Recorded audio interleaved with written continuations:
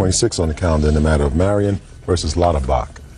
Parties have been sworn in, Judge. You may be seated. Folks, have seats. Miss Marion, you and the defendant were together, according to your complaint, for 9 years. Yes, ma'am. And for a good part of that period, you lived together. Yes, ma'am. Who is this? This is my mother, Your Honor. The two of you lived together in his mother's house, at least for part of the time. Yes, Your Honor. For how many years? We lived in her house from November of '02 to March of '03. And prior to that, where did you live? In Texas, Your Honor. Just the two of you? Yes. Have you ever been married? No, ma'am. How old are you? I'll be 30 next month, 29. And how old are you? 30, Your Honor.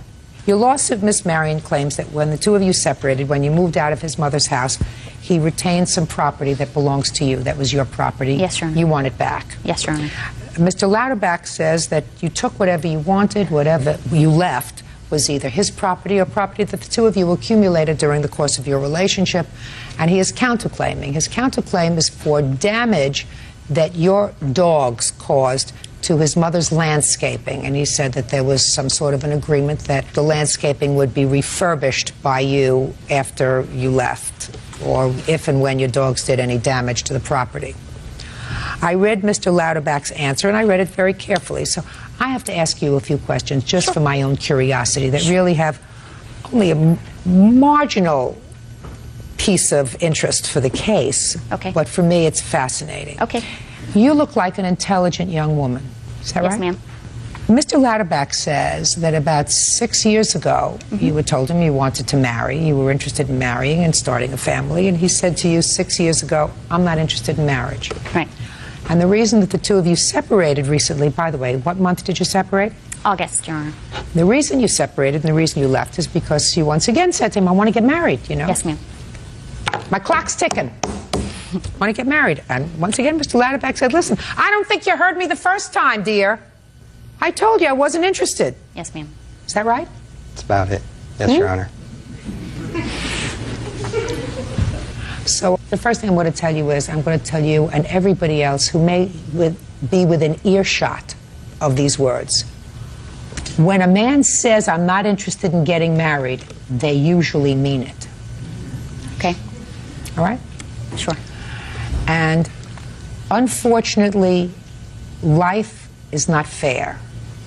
Women have a much narrower blossom, for want of a better word. You see, he can go out there and when he's 65, he can make a baby. He may not be able to walk it around the block, but he can start a family at 65. Sure. I mean, Charlie Chaplin was, I don't know, 106 when he decided to have children. Women don't have that advantage. Right. Right? So he wasted a good deal of your time. To his credit, he told you he was wasting your time. Yes, Your Honor. I thought he might change. My fault. My fault. They don't change. I know. They only get worse. I know this now. Yeah. Yes. Great. Just my own curiosity. Could you stand up just for a second? Who else lives in your home with you? My husband and my youngest son. How long have you been married? 23 years. You think that they get better as they get older? Do they get better? No. You just get used to them. What property do you want? I would like my NASCAR collection back. NASCAR collection! Before you answer this question, you're going to tell me that this is property you accumulated together? Mostly, yes. I want you to watch my face very carefully. And just think of the 9 years of her life that you wasted. She gets the car collection. You got it? You got it? Okay. Thank you. What else? There is a fine bone china collection that was given to me because I took care of a lady's elderly mother who has since passed. I have He doesn't look like he eats off fine bone china. No. Right? I have no idea where these dishes are or what they are. I can tell you never where saw they are. them. Just a second. She's going to tell us. Okay. It's in the holiday closet in the hallway in the back in a white box marked fragile all over it. Know where that is? I can look. We're going to find it. What else? There is a camera that's What in kind of Olympus camera. I have the box, Your Honor. He gave that back to me, but no camera. Where's the camera? The camera is mine at the house Well, tell me how it's yours. because I bought it with my money For you or for the two of you? for me. He purchased that camera for me in 2000 for my, how old am I? 27th birthday. Does that sound right? No. When did you purchase the camera? It was back in Dallas. As far as the date, I have no idea. I wish I had the receipt. Well, she does. She said if you don't remember, she remembers. She says you bought it for her birthday, Okay. and you gave it to her for her birthday, and you don't remember when you bought it. No, I don't remember when I bought it. She remembers. Okay. She gets the camera. Okay. Along with the china and the NASCAR collection. Okay. Don't get piggish. What else? There's a pink doghouse, Your Honor, that is for my dogs. And, Pink doghouse. yes. She's welcome to that. What else? What else? Come on, no. wrap it up. So far, you're batting 1,000. I'm sorry. We're going to get to the landscaping. There's an e-machine computer, Your Honor. Now, this is a little, I'm not sure how this is going to go because... If you're not sure, don't go there. But- So far, you're batting 1,000. I know, but his mother and I went to Walmart, and I purchased the computer, but his mother put it on her credit card, and I paid her 2 days later with cash that she Did claims she that pay I you back? never- No. Well, that has nothing to do with him, you see. That's between the Yes, two I of know. you. So, next time, if you feel like suing her, you can. What's next? Judge Judy continues in a moment. You know the dogs were coming? I told her she had to get rid of them. Oh, you did, but Yes. you moved in anyway. I wasn't going to leave her by Just a herself. second. You moved in anyway. Yeah. With the dogs. Yes, with the dogs. And later today, I had made it known to her that I could not have afforded to buy the car and an engagement ring. He said, why buy the milk when you can get the cow for free? He had no intentions of getting married. real cases, real people. Judge Judy. Rosella Marion says ex-boyfriend Jason Lauterbach owes for the return of a NASCAR collection, fine china, and a ring she won in Las Vegas. Jason says Rosella is mad because he won't marry her. What else? Oh, there's a mini refrigerator, Your Honor, that I purchased at Lowe's. I have the receipt for that. Mini refrigerator. I have that. She bought that for me upon my return to Albuquerque so I could put snacks I liked in my room. In your room? Yes, ma'am. You It was didn't share our a room room. with her. It was our room, but she said it was for me. It was our That's why room. I kept it. How much did you pay for it? $50? 80, Your Honor. Forget it. What's next? What's next? That's it, Your Honor. Good, perfect. We've resolved your case. All Thank those you. things, go back to her. Now let's get to your landscaping. Okay, I have a few questions for you. You moved in together in your mother's house in the year 2002? I'm not good with dates. I think so, 2002. yes. Is that right? November of 2002 is what you said? I moved in 2002, Your Honor. Okay. He moved in March 2003. That's right. So you moved in with his mother before he moved in with his mother? Yes, ma'am. Okay. Did you have any arrangement with his mother about your dogs? Yes, ma'am. I asked her several times because I was very concerned. I have a Great Dane, Your Honor, not a small dog. I have a Pit Bull Chow Mix, Your Honor, that's 88 pounds. I have a Mutt, that's 43. That's like over 250 pounds a dog. And she said, fine, I don't care what it takes, just as long as you guys get back here. She was very excited for us to get back. So, yes, Okay. she agreed. Fine. What? When I could say something? Right now? Okay. Yes. Did you welcome she into the did. house with the dogs? Well, did I welcome? I wasn't going to stop her from moving in because of the dogs. Good. Okay. Perfect. But I did not, as far as just saying that she could bring these huge animals into my home and that it would be okay, you know, just to cause damage. It's more than just the dogs. It was also cats inside the house. You invited her. Well, I did. Good. I did. Good. Have a seat. Okay. And they ripped up the garden? The yard, the They entire ripped up the backyard. yard? Yeah. And they have been doing that since November of 2000. Shh. Okay. And they have been doing that since November of 2002. Yes, ma'am. I do have What kind pictures. of? I'm not interested in Okay. pictures. What do you do for a living? HVAC tech, What is that? air conditioning, heating and AC. So you work with your hands? Mm-hmm. I want you to take care of your mother's yard on the weekends. Go get some sod. Go get some seed. Rake it up. Take care of it. Do you understand? No, This was your problem together. You lived together before with the dogs, I assume, in Texas. Is that right? Yes. All right. And you were moving to be close to your mother? And you knew the dogs were coming? You knew the dogs were coming? I told her she had to get rid of them. Oh, you did, but Yes. you moved in anyway. I wasn't going to leave her by Just herself. a second. You moved in anyway. Yeah. Good. With the dogs. With the Against- dogs. Against my, yeah. Yes, with the dogs. Deal with it. Okay. Got it? Property within 5 days. Thank you very much. That's Thank all. I didn't get to defend myself at all. Parties are excused. You may step out. I don't know what happened. I thought men would change, and I've learned they don't. I have 3 letters of her cheating on me. Speaking of wasting 9 years. I told him that I wanted to get married and have children, and he said no. I've got another one from Dear Abby telling her to seek mental help. Men don't change. And now the next case. Parties on in Cabo versus Butterworth. Step forward, please. Postal worker Diego N. Cabo is suing his ex-girlfriend, Treva Butterworth, for unpaid rent and for the down payment on a car. Treva has a countersuit for the unpaid balance on the vehicle. Mr. Ancabo, you dated Miss Butterworth briefly, according to what I've read, and I gathered that while you were dating her, her former boyfriend was incarcerated. Is that true? Yes. And she had run into some hard times, and it's your claim that you loaned her some money to pay her rent, and that you also gave her an engagement car. Because you were going to buy her an engagement ring. She said, I don't want a ring. I can't use a ring, but I could use a car. So you put the down payment on a car, and since it was instead of an engagement ring, you think she should give you the down payment back. Correct. Miss Butterworth says that she received those things from you. Both were gifts. The car was a gift, the rent was a gift, and she is counterclaiming. You ready for this one? She's counterclaiming for the rest of the payments that she has to make on the car because she says it was a gift and that you should, despite the fact that your relationship is over, continue to pay for the car as you promised you would. That's your counterclaim.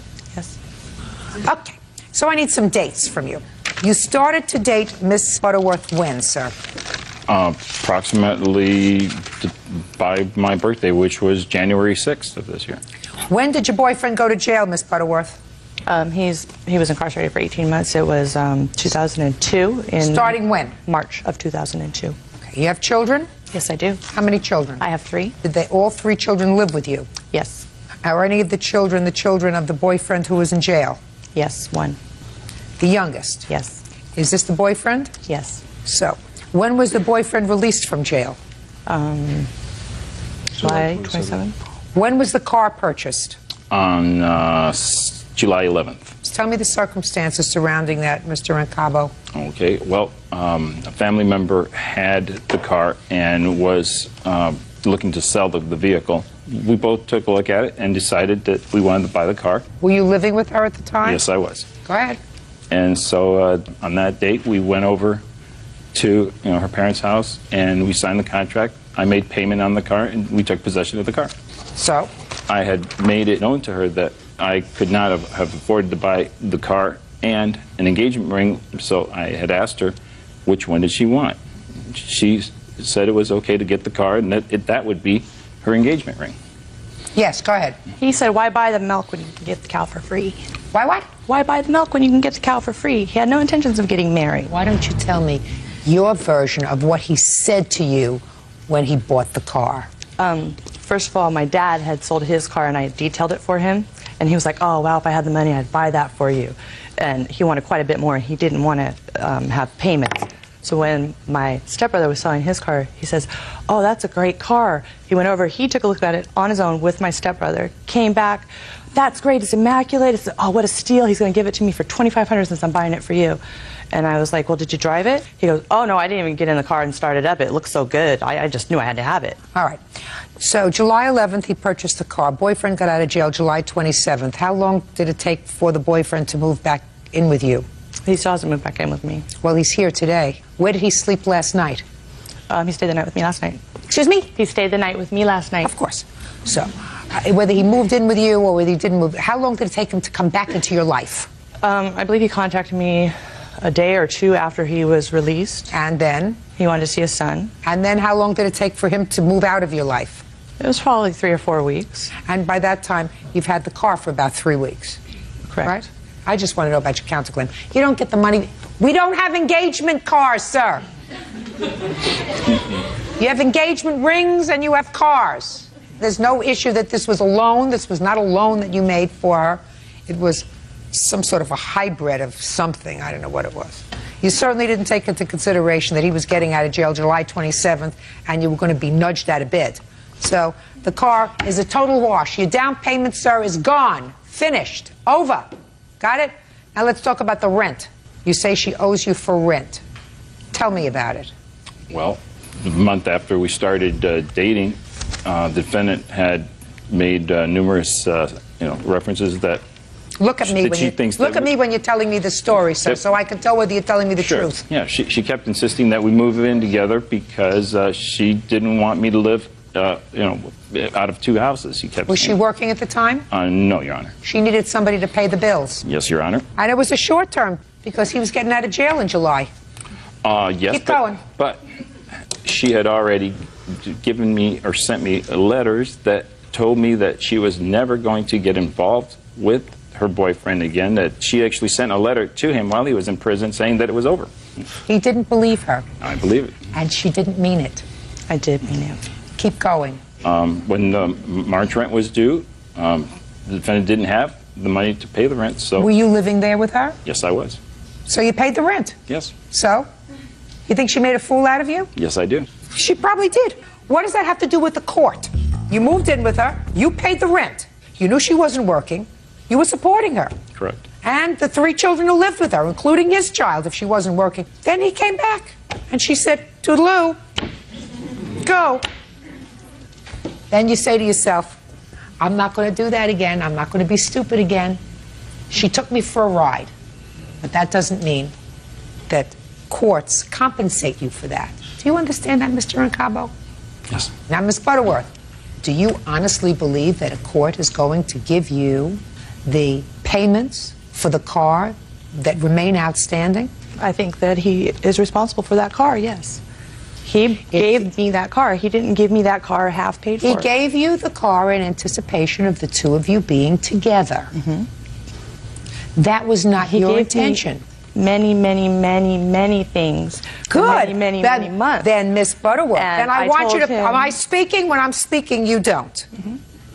If he gave you many, many, many, many, many, many, many, many things while you were together, and he's not saying, I want those things back.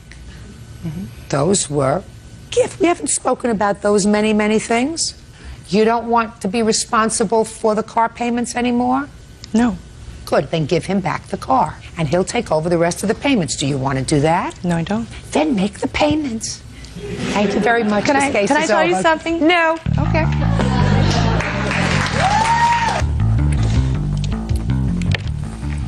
Yes, it's case number 112 on the calendar in the matter of Ross versus Westfield.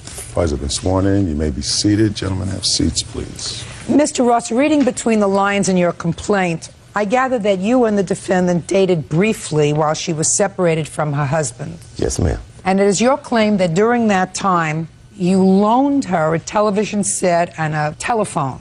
Correct. That had a caller ID on it. And you want those items back. That's what this correct. case is about. Miss Westfield says that you gave her absolutely nothing during the brief time that you dated or were in a relationship, that she went back to her husband, and that she, in fact, loaned you $300 for some reason that she's going to tell me, and that you also stole a ring that belonged to her husband that she wants back. Right. Yes. Okay. So, first tell me when you met her, Mr. Ross, and how you met her. I met Christine in late December. I met her at a gas station. She had a military uniform on, and I was in the military. I was in the United States Navy. And that kind of sparked up the conversation. So she was pumping her gas, and we was talking about the Navy, and I said, hi, how you doing? Got to talking, asked her, could I take her out to dinner? She said that would be fine. And then she gave me a pager number at that time. She said, you can't call my house because I'm still living with my husband. So she gave me the pager number to call her. But she told you she was separated from her She husband. said that at that time she told me that she was separated, but then she said her husband still lives at the house. Okay. So far, is that right? We met in early January. That was the only discrepancy, but yes. Other than that. Okay, go ahead. Okay, and at that time I would call her. She would come visit me. She came and visited me for the first time on New Year's Eve. So we spent New Year's Eve together, and at that time she spent the night at that time. She complained about her husband being mean to her, and I said, hey, you might get in trouble. So she said she's she's going to stay at her sister's house. That's what she told him. She's going to stay at her mom's house, but she was staying at my house. She was at my house at that time. During the period of the time we dated on and off, I spent the night at her house. She spent the night at my house. So you mean ultimately her husband left the house? Eventually he left. After about 3 weeks he had left. And then I started spending the night over there because she was scared. She was scared because he had threatened her with a gun, said that he would kill her, pointed a gun at her. So she was scared for her safety. So she said, I didn't want to go over there, Jan. I'm going to be honest with you. I didn't want to go over there. But, you know, and I'm be honest with you, because she said he had a gun, because he's some kind of security guard or something. And I said, hey, shh. Please. You know, but I've been in that situation before. I've been on his side before. I've been a guy that was kind of rough towards women, but I learned my ways. I was taught better than that. All right, let's get to the television and that cell phone. Okay, at that time, they was going through the divorce. What had happened was he had the police come over there and take the stuff. He took a fax machine, he took a TV, and at that time, she called me. I said, how can he come get stuff? Because when I went through my divorce, I had to wait for my divorce procedure. Okay, so took the stuff, and what did you say? I said, I think you need to see a judge before he can take any of your stuff. But she said, I'm tired of him. I just want him to get his stuff. He can take whatever he wants. She doesn't want to waste any more time with him. So at that time, she said her daughter had a PlayStation 2. You have to have a certain TV to play that. So I had that TV where you can plug the adapter. So I said, you can use that TV, but I'm going to need to get that back. Because she said she was going to get her income taxes or something like that and buy a whole new TV set. So at that time, I had brought the TV over. Her husband kept calling her, hanging up, threatening her on the phone. So I said, hey, use the call ID. Because I was trying to look out for her, Yana. I said, use the call ID. I said, anytime he calls, you know, you can get him on the call ID. You can mark it, show it to the police station. So she didn't have a caller ID. She didn't have a call ID on her phone. So I said, you can use that. But I said, I'm going to need all this back, Christine. Because, I don't know, Christine was going back and forth. She said that she loved her husband, said she liked me. She kept going back and forth. So I didn't want to... So that's how she got the stuff. Right. Okay. All right, Miss Westfield. Is what you're telling me Mr. Ross is suffering from some sort of psychosis? You believe he's suffering from a psychosis? I do. Because ever since I had told him I didn't want to talk to him, he's made my life miserable. I don't care if he's made your life miserable, Miss Westfield. I want to know about the television set. I've never received a television or a TV. I know we were talking about it, but he didn't have a car, so he could never bring it over. So I never got it. I don't think I believe that.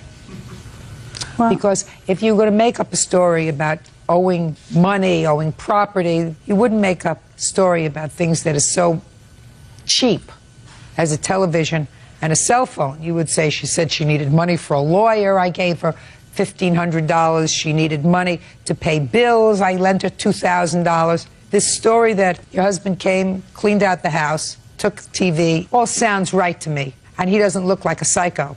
Well, Your Honor, my husband never took anything out of our house. We never went that far in our divorce for division of property. I didn't say that you went that far in division of property, but that doesn't mean he didn't take things out of the house, Miss Westfield. You understand? Yes, I do. Now, you want to tell me about your counterclaim? My counterclaim is that I gave him $300 in cash to fix his car because he said my husband did something to a wire and made it stop. So when was that? This was in February. Well, tell me about it, Miss Westfield. So I gave him the $300. No, tell me about the whole incident. He came to you and said... Curtis had came to me and said that his car wasn't working when one day before it was working. So then the next day he came and said it wasn't working. Try looking at me right here. And he said that my husband was messing around with his car, and I didn't agree with him at that time. But his car wasn't, it wouldn't start. So I felt obligated, because things were getting all out of control, felt obligated to give him some money so his car could, he could get it fixed. So I gave him $300 in cash. He said he would pay me when he got his first unemployment check. And then one day he came over to my house and I was showing him my husband's rings. And I don't know why I showed him these rings, but I did. And he was like looking at them, and then we had a conversation, and I wanted to prove to him that I wasn't going to go back with my husband. So I had shot one ring and threw it in the garbage, and then I had went back into my room to put the other rings away. So then when I came back, we had a conversation, he left. Then the next day I noticed he had my husband's ring on. So you took your husband's ring, you were so angry, and you threw it in the garbage? Right, just one of them. One of them? Right. After you threw the ring in the garbage, what did you do with the garbage? Well, at that time it wasn't full, but you know, in like a day or two, I'm sure I just threw it out. So, Miss Westfield, it would be fair to say that you discarded that ring. Correct. He took it after you discarded it. Right. That's abandoned property, Miss Westfield. You abandoned that property. Therefore, Mr. Ross was entitled to take it. It's like if you put a sofa out on the curb for trash to take, and somebody says, one man's trash is another man's treasure. Judge Judy continues in a moment. I owe her about maybe $35, and I give her that right now. Take it out of your wallet. It's like $30. Or did I say 35? 35. You did say 35. And later today, In the morning when we woke up, we turned the TV on, but there was a big red blob in the middle. What did Cameron tell you? That the oldest one slammed him against the TV. real cases, real people. Judge Judy. Curtis Ross says that during his affair with Christine Westfield, he loaned her the use of a television and a cordless phone. Curtis claims she refuses to give them back. You threw his ring in the garbage. He took the ring out of the garbage. You didn't say to me, right away I went looking for the ring because I realized I made a mistake. Well, that was my intention to do. No, no, no. What you just told me that Miss Westfield, Miss Westfield, listen to me carefully. What you said was the garbage wasn't full. 2 or 3 days later, I took it and threw it away. You never even looked for the ring in the garbage. That's what you told me, right? Don't change your story now. You're not entitled to the ring back. Did she ever give you $300 to fix your car? No, she didn't. What she did, Your Honor, she gave... Look at me. Try looking at me. Don't you touch your papers. I'm sorry. What she did is she gave me a Quest card. A Quest card is like a food stamp card to use to go shopping because she gets like welfare. So what you're telling me is she never gave you $300. She gave you a Quest card. She gave me a Quest card. At that time, she did not have a job. So she said she's been using her credit card. So I gave her $154 to put on her credit card. And, Your Honor, I owe her about maybe $35, and I give her that right now. Take it out of your wallet. I think it's like... You want me to give it to her? I want you to give it to Officer Bird. It's like $30. Or did I say 35? 35. You did say 35. Okay. Receipt for this? Yeah, no. Yeah, I'm gonna need a receipt because I might have to come back for that. We might have to sue her again for that. Thank you. Now, you have a receipt for the television set? No, ma'am. I don't have a receipt for that. How much did you pay for it? I paid $269. It has a remote control on it. And the phone? And the phone I pay like it's a cordless phone. I pay like $65 for that. You have a receipt for that? No, ma'am. Well, you got a lot of problems without receipts, Mr. Ross. I know. I didn't think that she would do this to me, Your Honor. I was trying to help her out. Well, she did, Mr. Ross. So you're supposed to have receipts. Issuing a judgment for the plaintiff in the amount of $275, and I am dismissing your counterclaim, Ms. Westfield. I don't believe that you loaned him any money, and the ring that you are demanding the return or value of, I believe you discarded, and he merely took it out of the garbage. Thank you very much. This case is over. Thank you. Parties are excused. You may step out.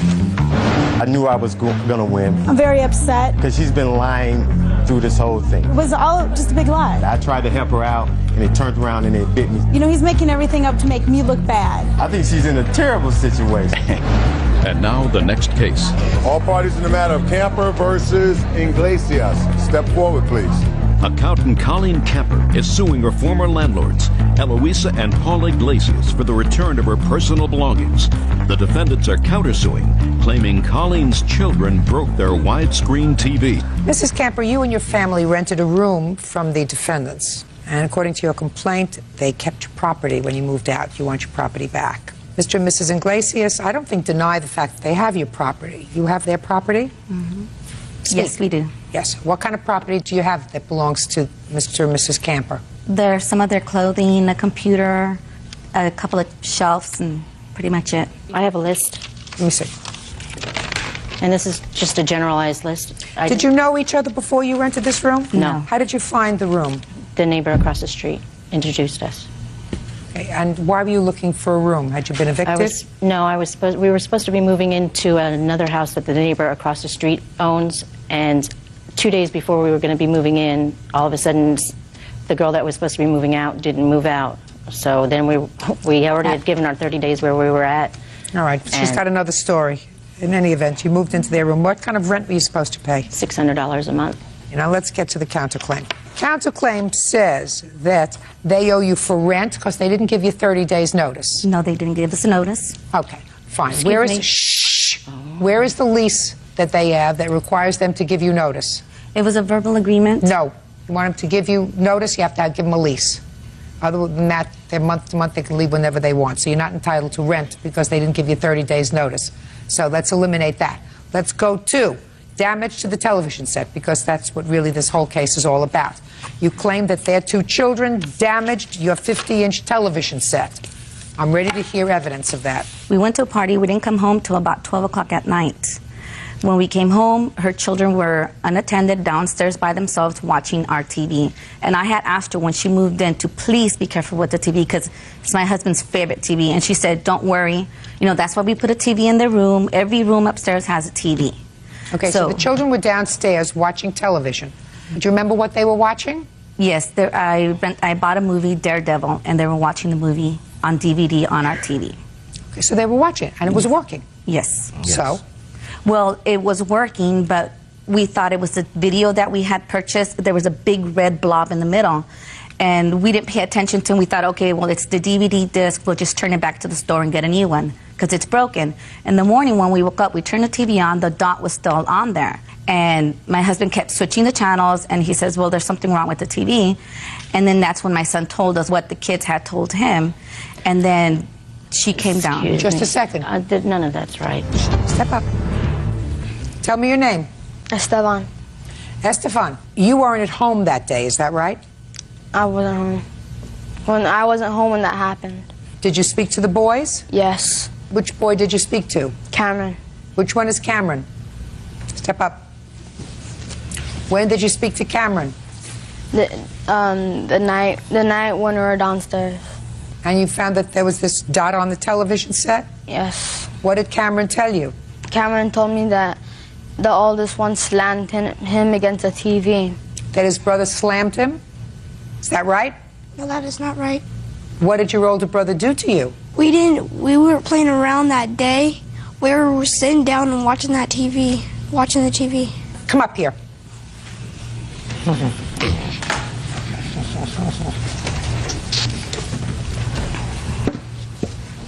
Just pay attention to me. How did the TV get broken? I do not know. Well, tell me what you think. I think that there was a magnet on the TV that changed the TV color. A magnet? Yeah. How did that, what kind of a magnet changed the TV color? I don't know.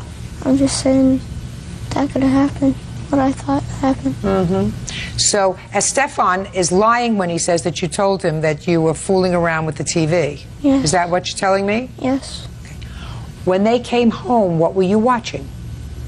We were watching cartoons. Not the video? Not the video. When they came home, I asked her if my brother can watch Daredevil because he never seen it, and they said yes. So who put the video in for you? Esteban did. Estefan put it in? Yes. Step down. Is that right? Yes. So they were watching cartoons. They weren't watching a video when you came home, correct? Yes. And you went over to the television to put in the video for them? Yes. But when we came home, I looked through the windows to see who was downstairs because the light was on. I saw both of them playing, and they're. That's not what I'm asking you, Estefan. They were watching cartoons. There was nothing wrong with the cartoon picture, right? There was nothing wrong with the cartoon picture on the TV. I didn't look at that. I wasn't watching with them. I didn't even look at the TV. Well, you should have. You give them back their property. Do you understand? And you're going to do that within 5 days. You can't keep their property. That's stealing. Do you understand? Yes. So you're going to get your property within 5 days. Make arrangements to pick it up. You need to go there with a policeman, or you can go there by yourself. Okay. Now, you can't prove that it was their children that broke your television set. We weren't home when it happened. And well, maybe it just happened by itself. But we do know that your son put in a video. We do know that. Right? Yes. And we do know that you had the ability to look at that television set to see whether the cartoons that they were watching were being observed on a television screen that was broken or not. If you saw them downstairs watching television, and if you were concerned about it, you look and see whether or not there was any damage. The only damage that you saw was after your son put in the tape, right? We went upstairs because we had babies. I couldn't go in to look. Listen, I'm not faulting anybody. I'm just saying you can't prove that it was their boys that broke your television set. It's a rental that didn't turn out well. Do you rent any rooms to anyone else? Not anymore. Good. That's a very good idea, because when you rent rooms to people, they're going to be around your house and you're not going to be able to tell who breaks what, especially if you leave and you leave the house unattended. Do you understand? All right? Not a smart thing. Sorry that your television set got broken. You get your stuff back. I hope you have a nice place to live. Goodbye, good luck, and have a happy life. Now, this is case number 379 on the calendar in the matter of Rose versus Perez. Parties have been sworn in. You may be seated. Who was driving the rental car? Let's see. Okay. Leave the papers. Okay. Mr. Warbar, you were driving. Yes, ma'am. Miss Rose had rented the car. Yes, ma'am. How are you related to her? Girlfriend, boyfriend. For how long? It's been about a year. Why were you driving a rental car? Because my car had broke down and I was over in that area at the time to see my mechanic. What was wrong with your car? Had it been in an accident? No, ma'am. Just broke down? Yeah, I just got back from Alaska and drove from Seattle down to San Luis Obispo, California, and the transmission went out on it. So why didn't you rent a car? Oh, she's a customer. I know this is really probably not important to the case, because your case says that the rental car that you were driving collided with this young man who was riding his bike. Yes, ma'am. He went into the windshield. He was injured. Right. And you want his mother to pay for the windshield on the rental car. That's what the lawsuit is, right? That's right. I just want to know. Mr. Warbar, we just want to know. That's right. Okay. Right. Okay. Now, at what time of the day or evening did your car come into contact with this young man? It was about 4:30. On what date? The 10th of October. And where were you going? I was looking to find my mechanic. What do you mean you were looking to find your mechanic? Well, my mechanic, he was getting home from work, and so I was over by his house. Had you been there before? Yes, ma'am. And you've been on that street before? Yep.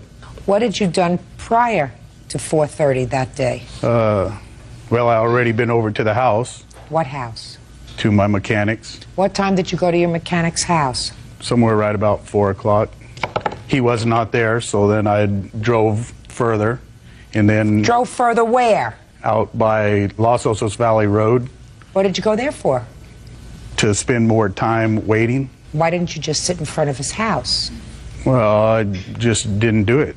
I didn't wait there. Really? Yeah. You didn't go anywhere and have a cocktail, did you? Oh, no. No, not at all. Now tell me what happened as you were driving down the street at 4:30 in the afternoon, coming back to your mechanic's house after having gone someplace else to sit and wait for him, rather than wait for him in front of his house. The defendant had come out off the sidewalk and went right into the windshield, into the car. He was on his bicycle, right? Oh, yeah. And where did his bicycle hit your car? Right in the front right corner. Show me a picture. Okay, if I'm driving this car here. Don't you have a picture of the car? Yes, ma'am. Right here.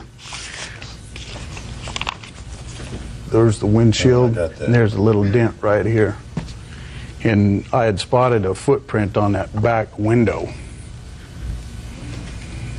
It was after it was all said and done, I had happened to spot it. So what you're saying is that a bike hit the side of your car and his head went right into the windshield? Yes, ma'am. Were you wearing a helmet? No. Why not? Because I don't have one. You mean your mother lets you ride a bicycle without a helmet?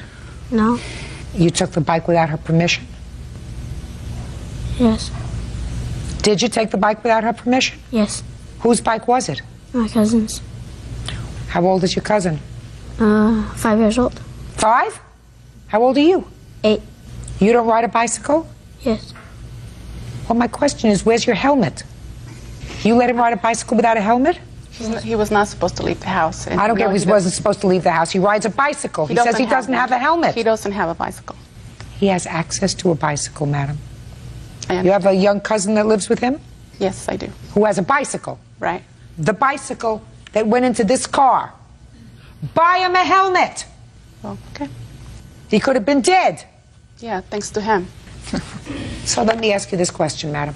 Did you hire an attorney? No, I didn't, Your Honor. Why not? Because I did not believe that this gentleman would even... I'm talking about hiring an attorney to sue him. Well, first of all, I don't have the money. You don't need money to hire an attorney. It's your belief that he hit your son, and your son was injured. Were you in the hospital? Yes. For how many days? 1.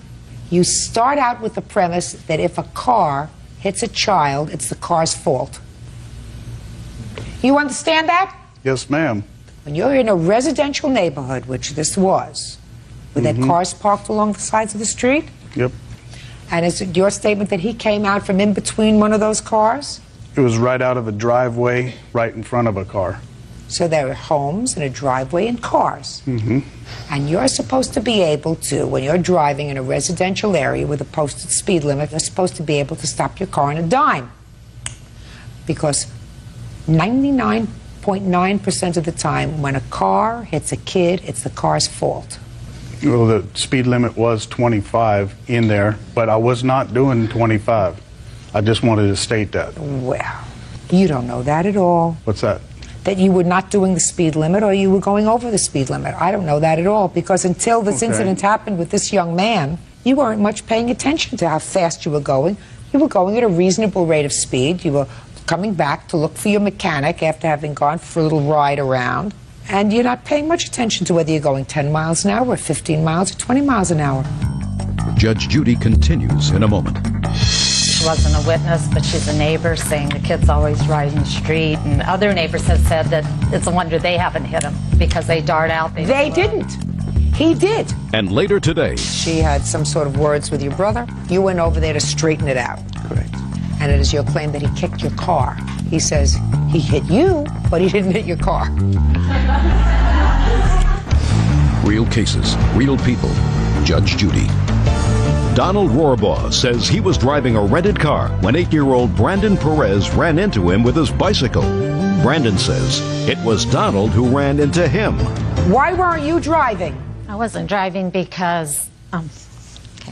You weren't driving because what? We had taken the car over to Arizona. I drove back from Arizona. I was tired, so he knew where the mechanic lived, so he went. I thought he said he was coming back from Alaska and his car broke down. No. He was in Alaska fishing back in August. Yes. And then I flew to Seattle, met him. Car broke down. The transmission went out on our way down. The car had been broke down for 3 weeks or more. You have the rental agreement on the car? I do, and I didn't I'd like to take a look at it. I did not bring that with me. Why not? I didn't know I was supposed to. I should have brought it. I didn't. I would like to see whether he was I would like to see whether he was an authorized... Who did you rent it from? Enterprise. Was he an authorized driver on the car? Yes. Did you take out insurance when you rented the car? I did not, because I have Allstate, and it covers... You have Allstate, and it covers what? It covers me when I rent a car. So then why are you suing him? Well, his insurance doesn't cover a rental car. Mine does, but he was the driver. Then you should have taken out the insurance, right? Well, we didn't know until this happened that his didn't cover the rental car. I thought they did. You're lucky they're not suing you. Well, and him. The police report here says, that, you're saying that he didn't know how fast he was going, but we did, because this rental car... I'd like to see the police report. Okay. Down at the bottom it says cause. It said he was in violation of entering a road unsafe.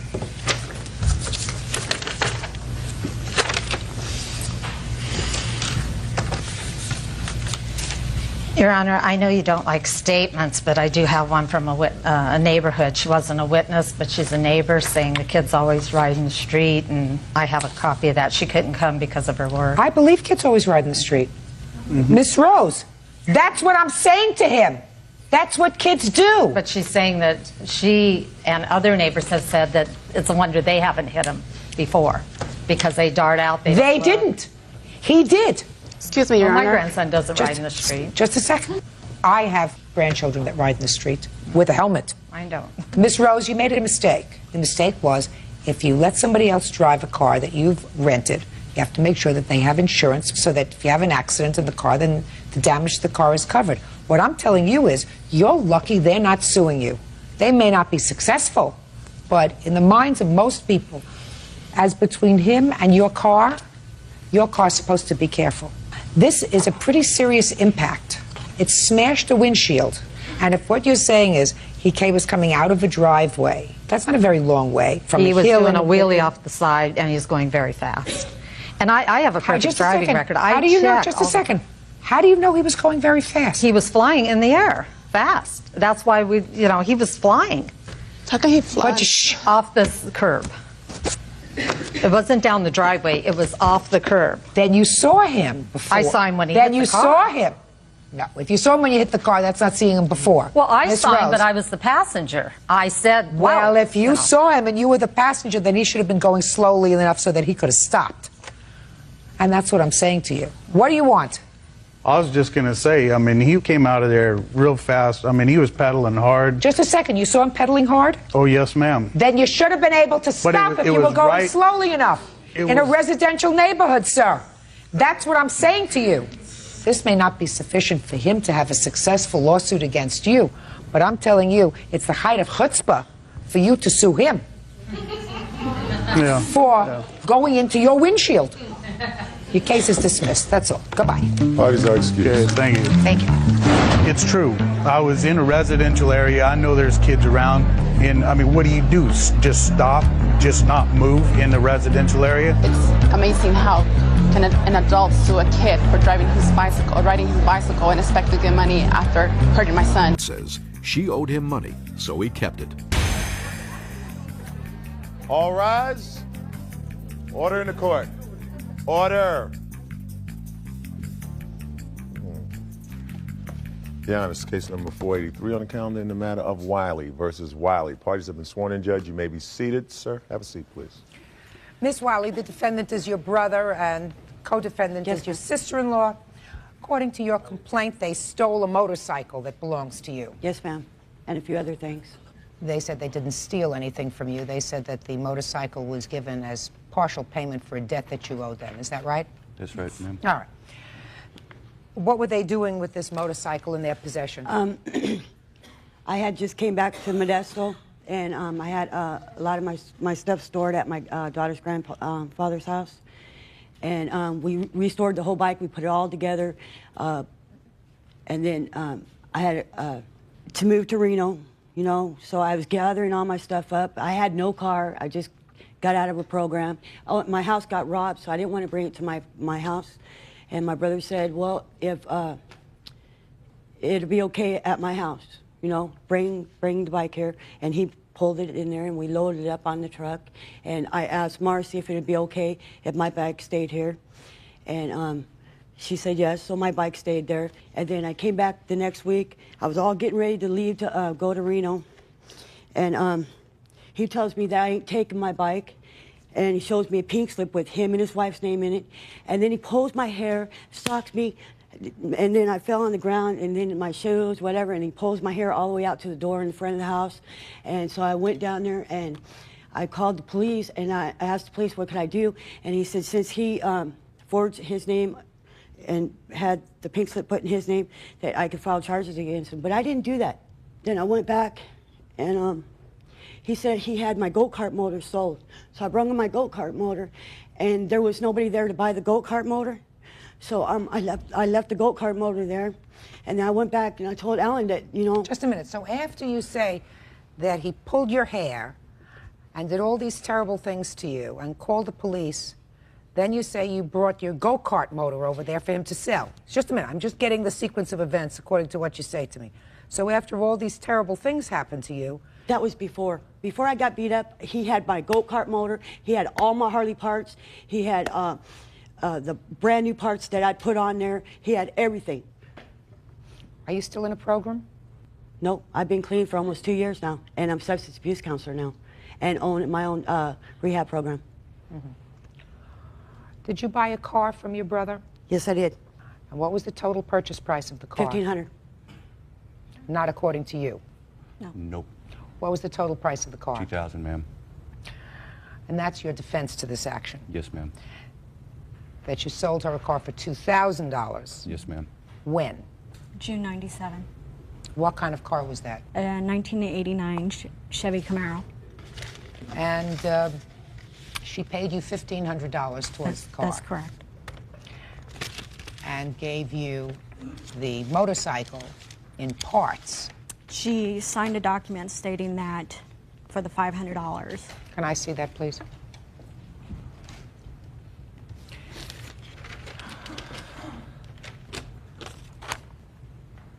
I was to hold that bike for that $500, and she never came back and paid me, so I put the bike together and went down and put it in my name. When did you make payment for the car that you purchased? Okay, he called my daughter's grandparents and told my daughter's grandparents that he wanted $1,500 for the car, which I'd borrowed from them, and they wrote a check out for $1,500. Let me see it, please.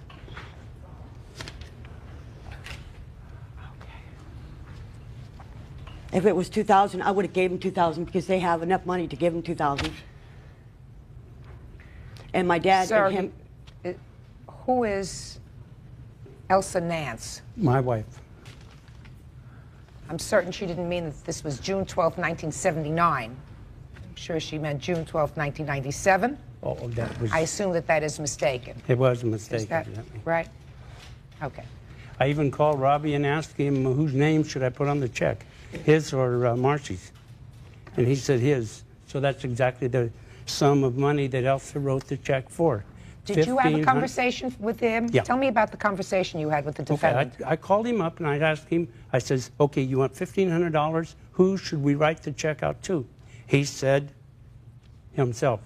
Okay. Did you ask him what the total purchase price of the car was? $1,500.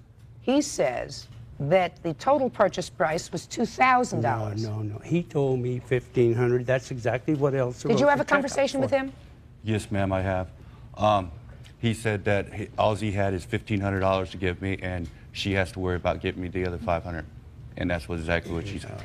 And was it after you got this check that was after she I got did the this check. paper?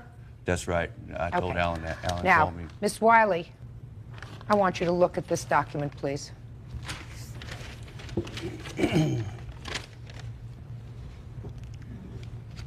That's not my signature. Let me see it, please. Nice try, Rob.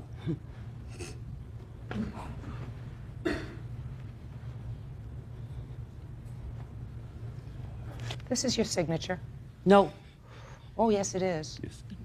Oh, yes, it is. I don't remember when I signed that. Well, you may not remember when you signed it in 1997, madam. I don't know what your condition was in 1997, but I'll tell you now, you signed this document, and it indicates in June of 97, you still owe him $500. Who wrote this out? I wrote it out, ma'am. I had a witness with me. Got to take a spelling lesson, sir. Oh, Yes, okay. I need to. Okay, I do remember. That's the day that Just they- a second. So you do remember signing this document that you still owed him $500? Not for the car. So what did you owe him $500 for?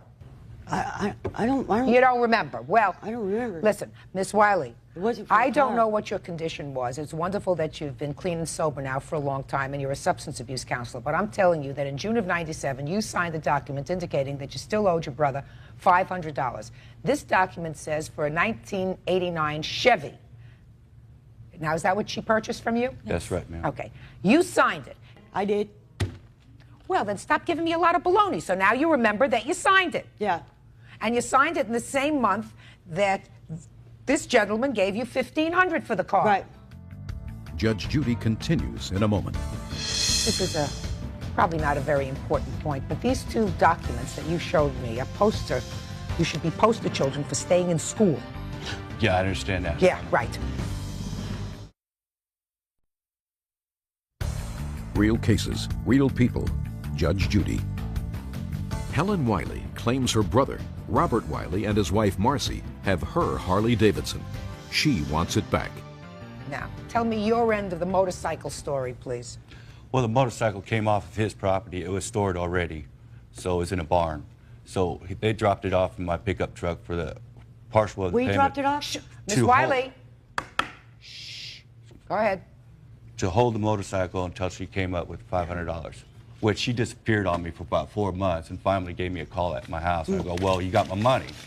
And she says, No, I don't. So she came over. I was starting to put the bike together and stuff, and I got it all almost running, ready to ride. Now she wanted the bike back. Okay, you have his $500?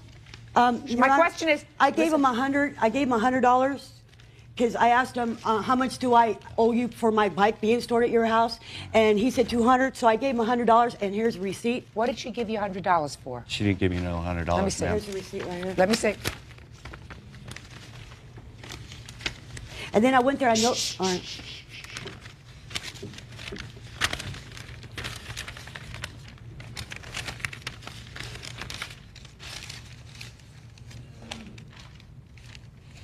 This says Helen paid me $200 for some parts. I want to tell you from the looks of, I just want to tell you something, both of you. Just this is probably not a very important point, but these two documents that you showed me, a poster, you should be poster children for staying in school. Yeah, I understand that. Yeah, right. Because, I mean, I'm a reasonably intelligent person, and I cannot figure out, especially what this says. God, how much stuff did you have stored in this house? I had my go-kart motor, which cost $1,500. All my Harley parts, my Harley Davidson, all my receipts that I had for the bike that I put the bike together that they have, my business papers that I was going to start a business with. And that's about it. Now, let me ask you this question about the go-kart motor, sir.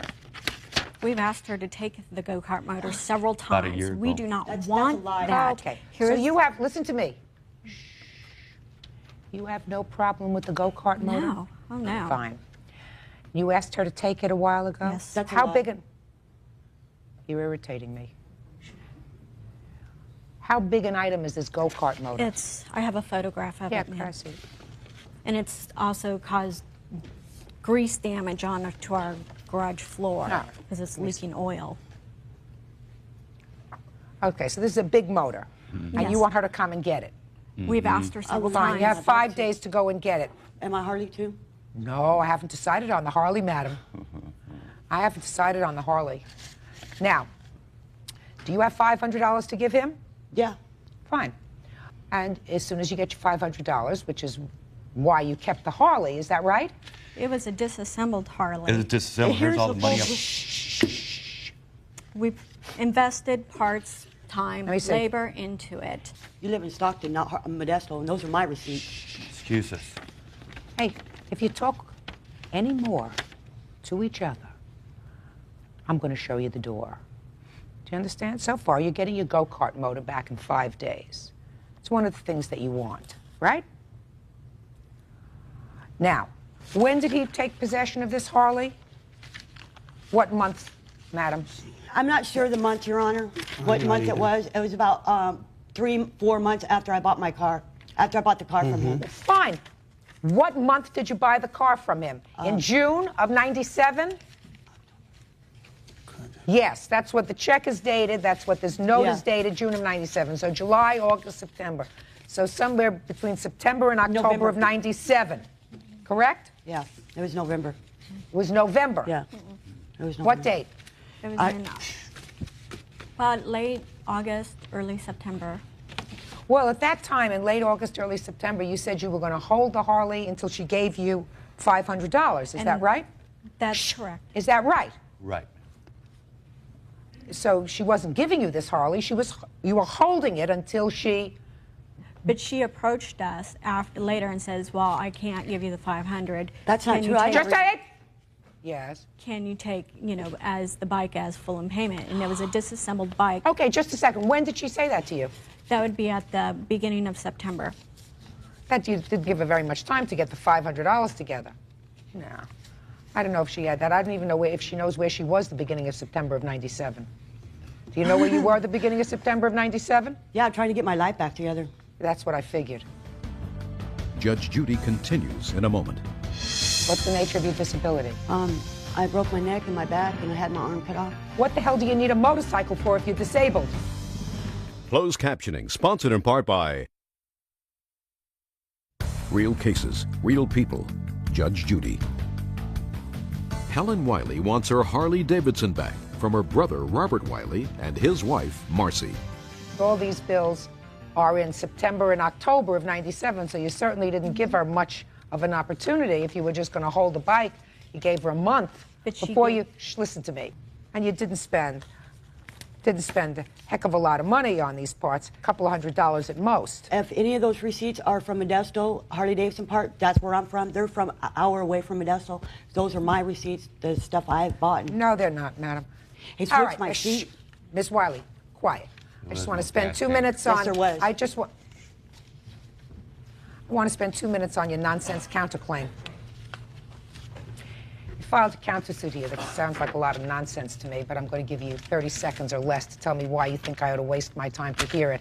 You say that in 1996, the plaintiff approached you. Stop fooling with papers when I'm talking, Ms. Wiley. Okay. You say that in December of 1996, your sister approached you to take care of her 2 sons, and they spent Christmas with you, and you want to be compensated for babysitting for the 2 boys from 1996. Is that the counterclaim that you filed? We were approached. They were in foster care at the time because she could not take care of them, and she didn't want them staying in foster care no more. How long did they spend with you? From December and January. How many weeks in total did they spend with you? About 4 or 5 weeks. Oh, okay. So they spent 4 weeks with you in December of 1996. And I assume that you received no compensation from the state for that. That's Is that correct? Yes. So you did it because these children are your nephews. Is that right, sir? Yes. That's right. Is that right? That's right, ma'am. Did you have any contractual relationship with your sister that said she was going to pay you for taking care of the children? No, I had. No. The answer is no. No. Perfect. So then your counterclaim is dismissed. It's nonsense anyway. So all I have to do is deal with this. So on your lawsuit, Miss Wiley, you're going to get your motor back. That's what you want, your go-kart motor. Now you say you have $500 to give your brother. Is that right? Yes. Okay. And you're prepared to give him that immediately? In about 28 days. What happens in 28 days? I get my check. I get a check, and I'll give it all to him. A check from what? From my Social Security. You're on what kind of Social Security? Disability. What's the nature of your disability? I broke my neck and my back, and I had my arm cut off. Cut off? You had your arm cut off? Well, yeah, they had to do 16-hour microsurgery. So you're disabled? Yes. What the hell do you need a motorcycle for if you're disabled? Because my husband, the one that was killed on the motorcycle, had given it to me, and that's all I have of him. You know, I put it all together. Judge Judy continues in a moment.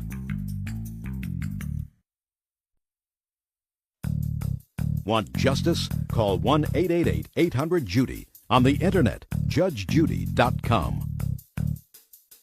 Mr. Wiley. Yes, ma'am. We're really not talking about a heck of a lot here. Right. We're talking about a 1997 debt that's owed to you of $500. Right, ma'am. And I believe your sister owes you that money. She acknowledged she owes you that money in this writing, which she subsequently remembered. Right. Right? You've got something that she wants. Right. You can either create a situation, Mr. Wiley, where you are permanently cut off from your sister, and in all probability, your nephews. Are your sons with you or not? Are your sons with you or not? Yes, they're all with me now. You have custody of your 2 sons? And my daughter. And you never know when these children are going to need you again. Yeah, I understand that. You understand? Yes. So she's going to give you $500. What about all the money I put into the bike? You didn't put in all that much. You didn't listen to me, Not Mr. that. Wiley. You didn't put in all that much money into the bike. I just looked these bills over. A couple of $80, one $3, one $10. You didn't put in all that money into redoing the bike. You spent a lot of time probably putting it together, and I appreciate that. But this situation, this family situation here is really far more pervasive than that bike. You've got a sister who was ill. She's now receiving Social Security disability. I don't know what that disability is for because she appears to be at least physically healthy.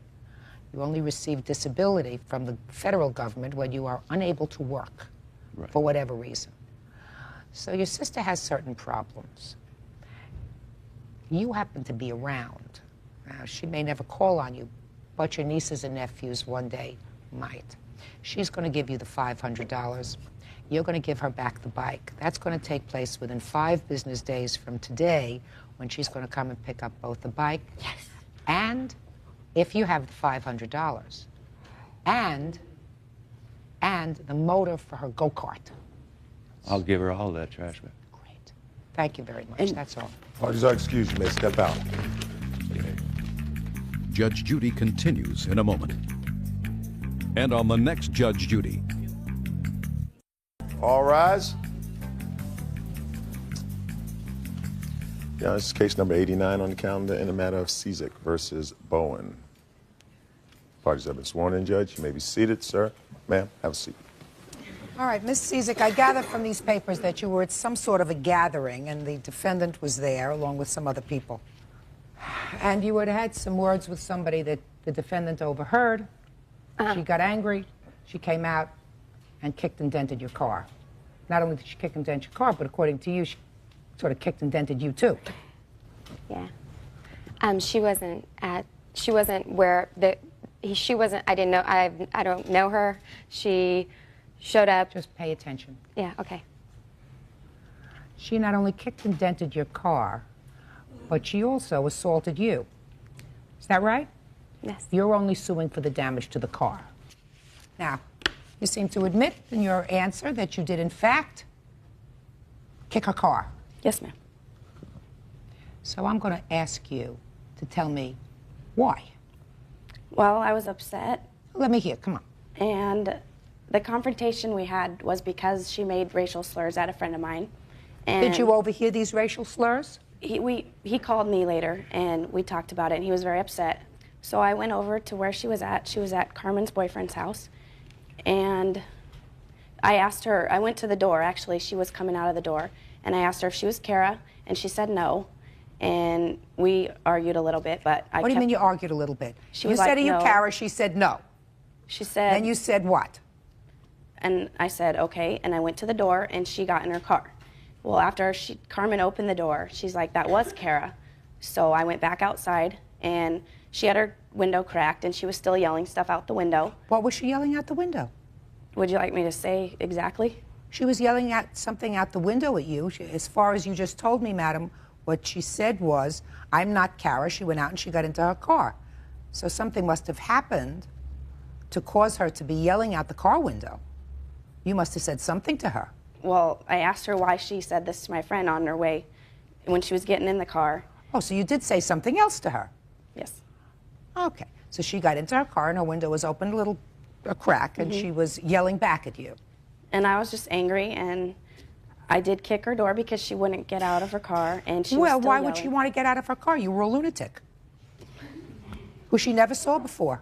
Okay. What do you mean, okay? Of course, okay. You were a lunatic she never saw before, who was screaming and yelling at her. She's in her car.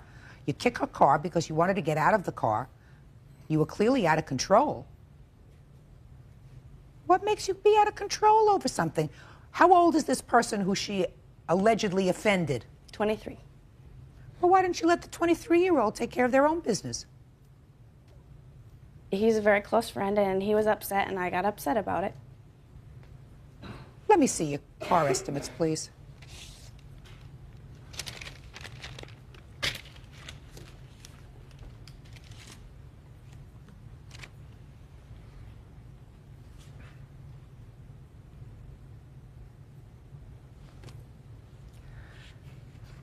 I'm just curious. You finally got out of the car, is that right? It was a brand new car, and she was... Just pay attention. Yeah. You finally got out of the car. When you got out of the car, what happened? I don't know, it was kind of body slammed down to the ground. Kind of on the curb, grass, I don't know what you want to call it. And from then on, I don't remember, like, little bits. Why didn't you have her arrested? Well, the policeman saw me coming back at her. He was going to file misdemeanor assault against her, but because he saw me fighting back, that I couldn't. He couldn't go ahead and arrest her right then.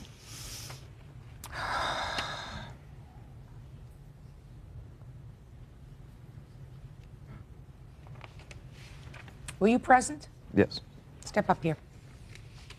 Tell me your name. Rob Blair. Tell me what you observed, Mr. Blair.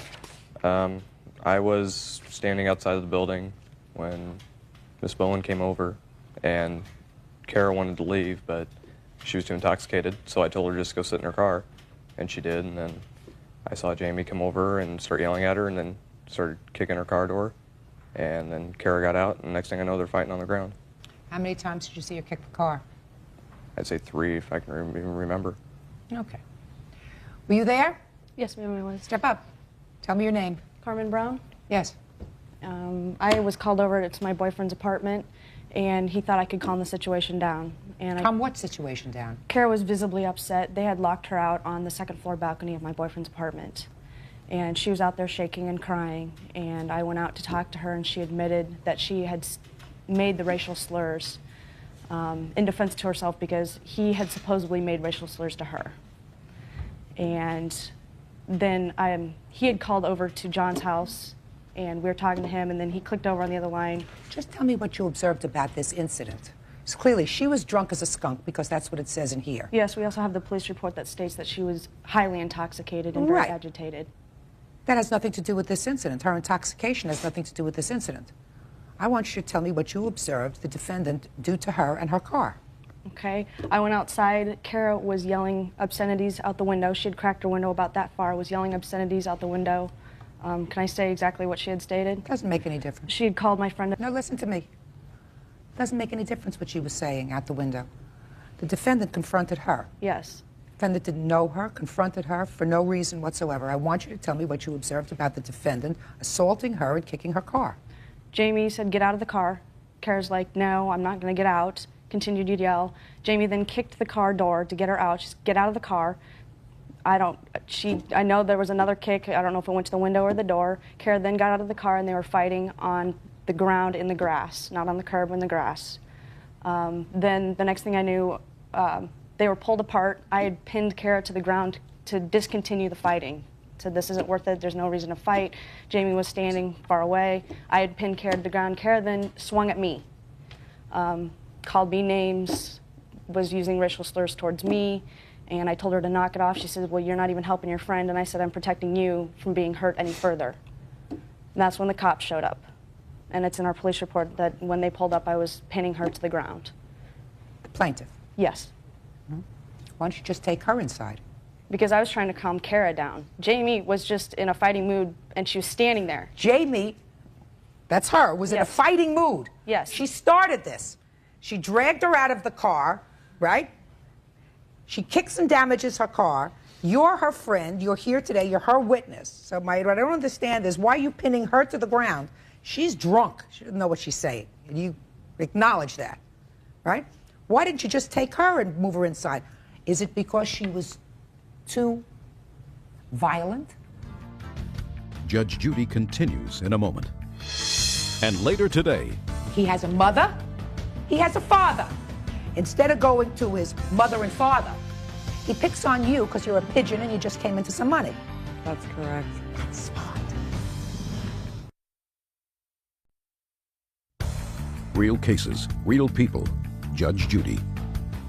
Kara Cizek is suing Jamie Bowen for denting her car and assaulting her. Jamie claims Kara was shouting rude remarks. Miss Bowen, how old are you? 22. What do you do?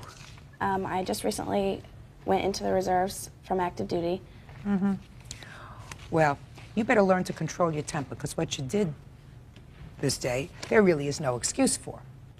You acknowledge that you kicked the car. You say you only kicked it once. You were in such a rage. I mean, that's your defense. I only kicked the car once. You were in such a rage, you don't know how many times you kicked the car. He says maybe 3 times. She says more than once. She's just not sure whether the second one hit the window or whatever. You, Mr. Zach, it's very unbecoming to a lady to get drunk. You get drunk, you lose control. You say stupid things. But you had absolutely no responsibility for what happened with the defendant, because the defendant stuck her nose where it didn't belong. It's going to cost her $1,000. Judgment in this case is for the plaintiff for $1,000. That's all. Parties are excused. You may step out.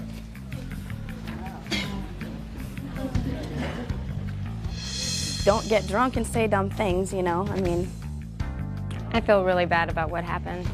It was an incident that I hope will never ever happen again. And now the next case. Parties on Forthman versus Tomlinson. Step forward, please. 35-year-old secretary Kellyanne Forthman claims 24-year-old construction worker Jeffrey Tomlinson owes her for a loan. Jeffrey says he paid her back. You lent the defendant $1,700. Correct. Plus a couple of $100 in interest. Correct. You say he paid you back some, $700 worth? Roughly, yes. You want the rest? I would like to have the blazer, actually, because along in the contract that we wrote up along with that, he told me if he were not to pay me back in full by a certain date and gave me an extra set of keys to the blazer, I had all right to take the blazer to fulfill the debt. Okay, and he did that in a writing? Yes. Can I see it, please? Yes. Blazer, you don't mean a jacket, you mean a car? I mean a car, yes. A vehicle. It's the second page. The first one's the first loan.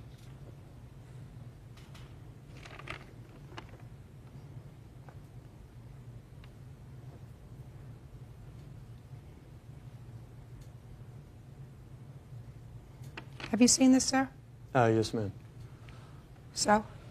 So I paid her back, ma'am. Tell me about it. All right, I went over to her house. I borrowed the $1,700. She loaned it to me. I gave her the pink slip to the truck as collateral. I went about my business. I was a little bit late paying her from that date, but I had paid her back. There was 5 people there that see me pay her back. How? How did you pay her back, sir? I paid her back in cash. I was paying her back $100 like every other day, and then I paid her the lump sum, which was like $700, and she said I didn't have to pay back the interest. Oh, good. So show me proof that you paid her back the $700. She gave me my pink slip back when I paid her back. No, she gave you the pink slip back, sir, when you gave her back the first loan. First of all, I have some questions about these loans. Miss Forthman. Yes. You met this gentleman in October of last year, right? How did you meet him? I met him through a girlfriend of mine named Tammy. It wasn't in October, it was before that. That's when I think the first loan took place, was in October. Well, let me tell you what he said in his answer. He said that he met you through a mutual friend in October of '98. Is that true, sir? Yes, ma'am. And then you say a month later, November, I asked her for a loan. Yes, ma'am. Did you have a relationship with her? No, ma'am. So how come you met a woman and 4 weeks later you asked her for money? Because my house had gotten robbed, ma'am. So what does that have to do with her? Why did you visit that on her? She's not a relative. I understand that. She's not a relative. She's not a close friend. She's not even a long-term friend. Why would you ask her for money? Did you know that she had come into some money? Yes, I knew that she was. Right, so you knew she came into some money, and you said, this is a good thing. I know her for a couple of minutes. I could ask her for some money. So the first thing you did, Mr. Tomlinson, is you asked her for a small loan, $400. No, right? ma'am. I never borrowed any money besides $1,700. No? No. Show him this, please.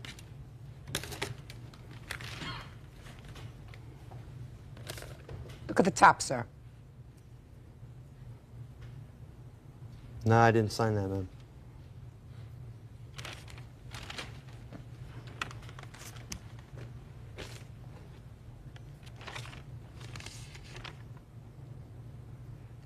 I had only borrowed money from her once. You're amazing. Judge Judy continues in a moment. The sting.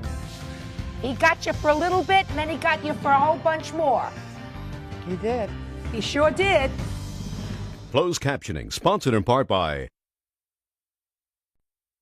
Real Cases, Real People, Judge Judy.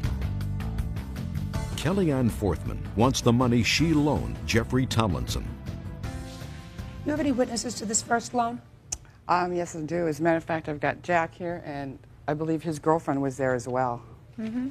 Well, let's hear from Jack first. Jack, do you have a last name? Stand up, sir. Henderson. What do you know about this first loan that was made in October? He came over and borrowed $400. Were you present? Yes. Tell me about it. He just came over and she lended him the $400. Tell me, he came over to the house and he said. Yeah. What did he say? Well, I didn't hear him say it. I mean, I was there when she gave him the money for the loan. I don't know what was said. I know he borrowed it. At what point did you come in? I was in and out of the house, and then I came in, and she said, yeah, I'm going to go ahead and loan him the $400. So she loaned him the $400, but he paid it back right away so he could get the other loan. Was it at that time that you got the pink slip on the truck? Correct. Step up here. What's your name? Charlene Sarkisian. Ms. Sarkisian. You're his girlfriend? Yes. And you know who I am, right? Right. How long have you been his girlfriend? About a year. Do you live together? Off and on. Were you living together in October of last year? I believe we were. Were you working last year? No, I wasn't. What was he doing last year in October? I'm on disability. I didn't ask you. Right. What was he doing last year? Looking for a job. What's the nature of your disability? I had 7 leg operations in the military, Your Honor. Is that why you're on disability? Yes, Your Honor. I got a retirement. So you retired with a pension or you retired with disability? No, I'm retired with a pension, Your Honor. So how much of a pension do you get? I got 50% disability. How much money does that transfer? $600 a month. Okay.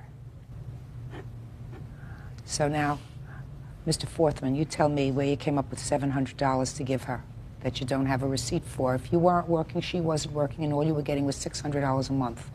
What was it? My house had gotten robbed, man. Tell me where you got the money from.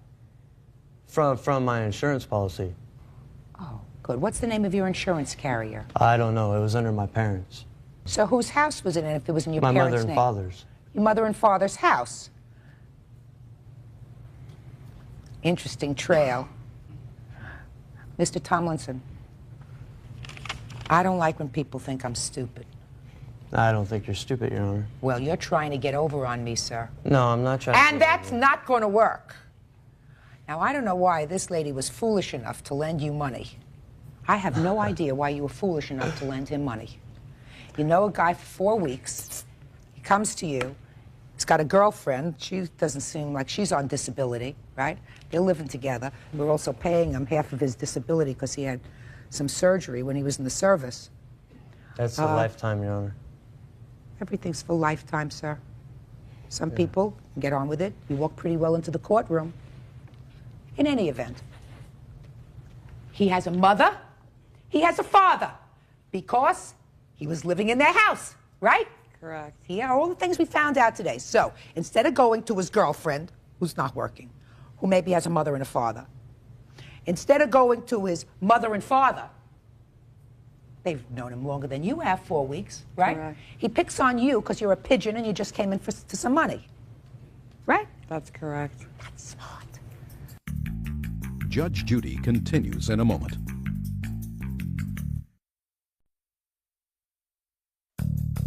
Want justice? Call 1-888-800-JUDY. On the internet, judgejudy.com. The sting. He got you for a little bit, and then he got you for a whole bunch more. He did. He sure did. No, I didn't, Your Honor. Oh, sure you did. Why didn't you go to your parents and ask them for some money? Listen to me. Mr. Tomlinson, let me tell you how easy it is to figure it out, sir. If the house was robbed, you're living in your parents' house, and they have insurance, and they have insurance, and that's the money that you were going to use to pay her back, it would seem to me that you would go to your parents and say to your parents, look, I'm in some difficulty because the house got robbed. We're going to get the money back from insurance. Can you advance it to me? Yes, I would have done that, Your Honor, but my parents were on vacation, and... Oh, you got an answer for everything. Do you understand what I'm saying to you? Con. Master of the con. Judgment for the plaintiff in the amount of $1,175. That's all. Parties are excused. You may step out. Judge Judy continues in a moment. And on the next Judge Judy. This lady's just crazy. I mean, there's something mentally wrong with her, and I'm not a con. But, you know, it's all good. For someone to stand in front of you and say they didn't borrow any money from you makes you want to go to court and say, prove it. I mean, hey, she shouldn't give her money up in the first place, you know? I wish I would have actually taken it. He's a liar. She got a couple of screws loose, you know? Wonderful justice. Judge Judy's the best.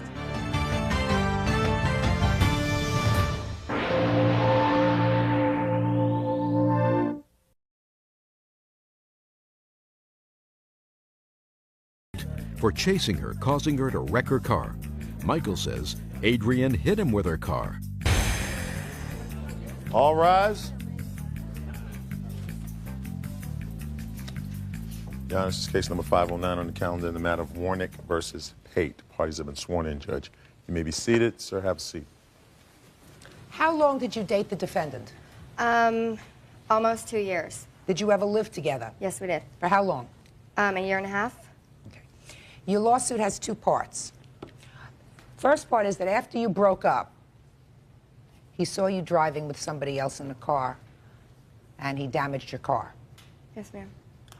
So let's deal with that one first. How long after you broke up did this happen? About a month. What time of the night? Around 12 o'clock midnight. And where were you when this happened? We were driving on one of the main streets. Near your house? It's about 15 miles from my house. So his sighting of you was probably accidental? Yes. So you saw your former girlfriend with another guy in the car. Yes, ma'am. Were you traveling in the same direction? We were getting ready to turn down the same road she was going down, yes, ma'am. So you were traveling in the same direction? Yes. And who were you with? I was with my cousin and my best friend. Where had you been that evening?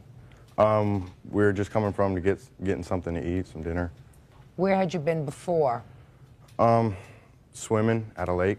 Had anything to drink? Nope. So you were swimming, on your way to get something to eat. You see your former girlfriend in a car with somebody else, and you got really annoyed. Yes. So what did you do? We turned, and I caught up to her, and I told her to pull. When you say you caught up to her, how did you do that? You pulled your car alongside hers? Yeah. I pulled alongside of hers, and I told her to pull over. I wanted to talk to her. What'd you want to talk to her about? Well, because she had been, like, a couple weeks before that. You know, we'd talked after we broke up and stuff. It wasn't bad between us. What did you want to talk to her about? About that. About you think she wanted to talk to you with another guy in the car? No, probably not. But she had been talking about getting back together, and I well, just she wanted to know what wasn't the going to deal talk was. to you about getting back together again with another guy in the car, right?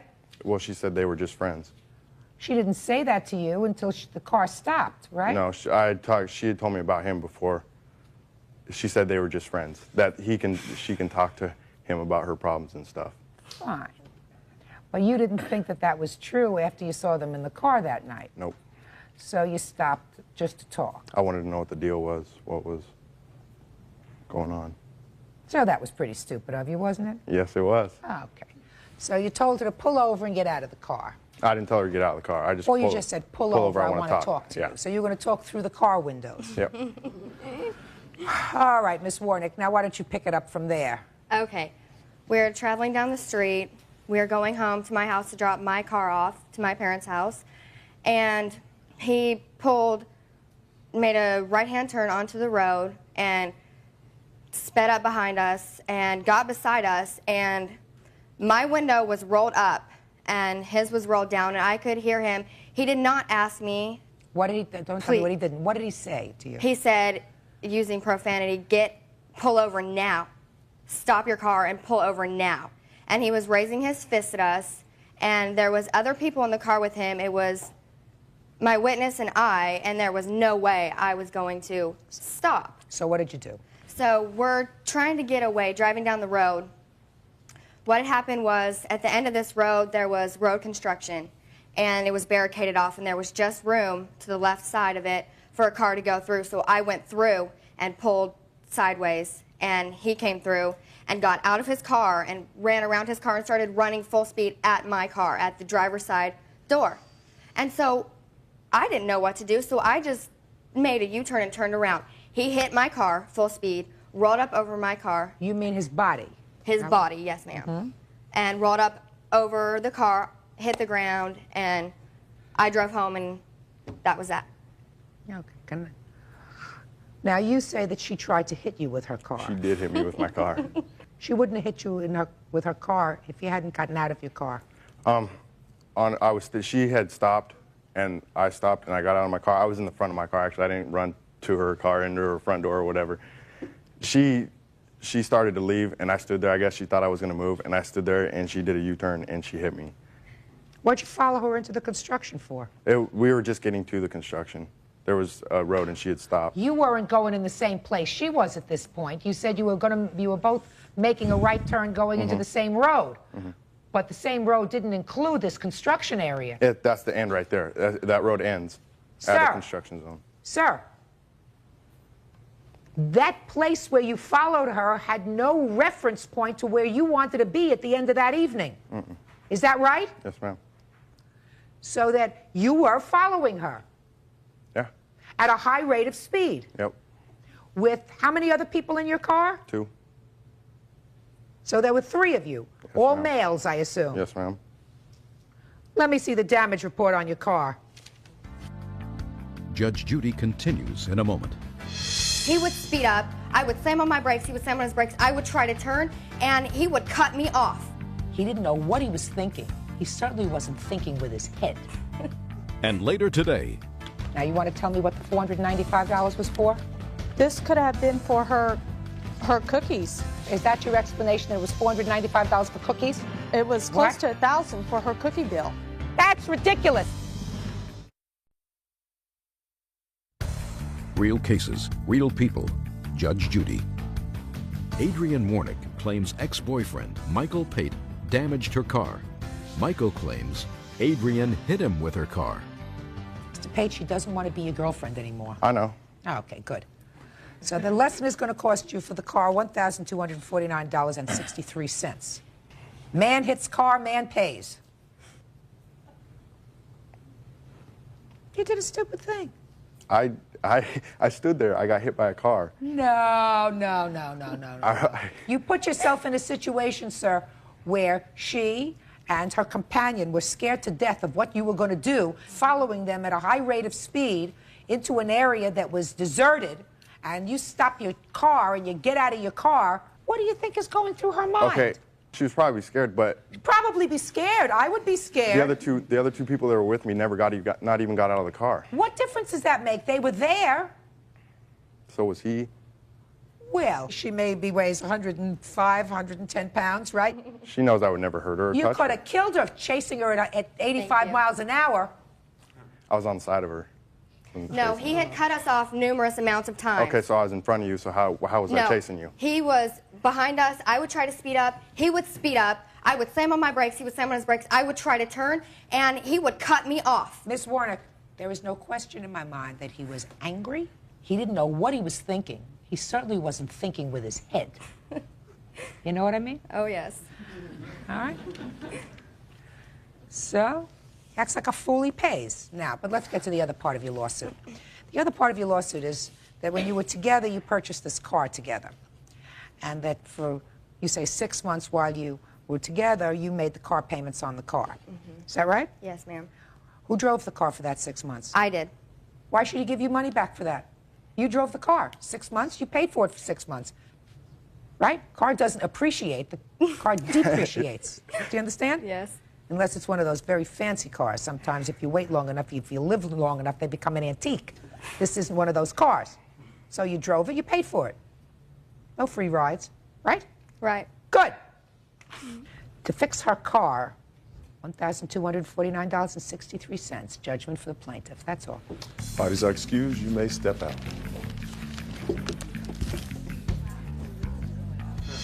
He was trying to run me off the road. Anyone's going to be scared. Look at how much bigger he is than I am.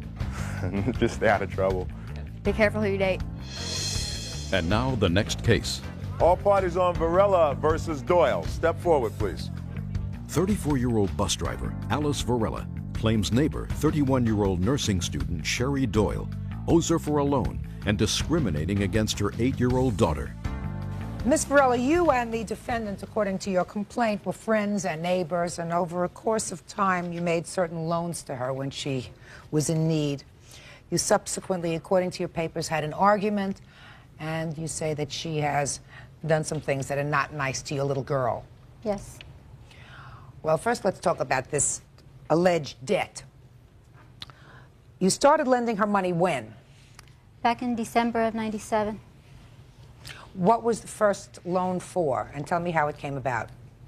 She had asked if I can loan her some money because she wanted to continue her education. I had the money, and I offered to loan it to her. She said she was going to repay me by cashing in her CD. How much did you lend her in December of 1997? $520. You have proof of that? I have a statement from the bank when I had taken some cash out. Okay. Let's deal with that loan first. Ms. Doyle? Yes. $520. Were you continuing with school in December of '97? I was going to start in January. Okay. And you needed some money? I had went ahead and applied for financial aid. So is what you're telling me that Ms. Varela did not lend you $520 No. or give you $520? No. Well, why do you think she would say that she did? Because of falling out of friends and what happened down in San Diego. You can do a lot of things if you have a falling out, but you don't claim that there were loans or that you gave somebody money. When was the next time you gave her money? January 20th, '98. At that time, I had given her a check. For what? She had stated to me that she had a bill and that she didn't want her husband to know about it.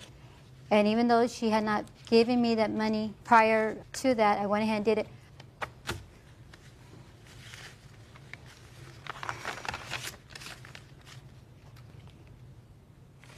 What was the $495 for, Miss Doyle? I have no idea. Well, Miss Doyle, you cashed this check in the amount of $495. You want to take a look at it?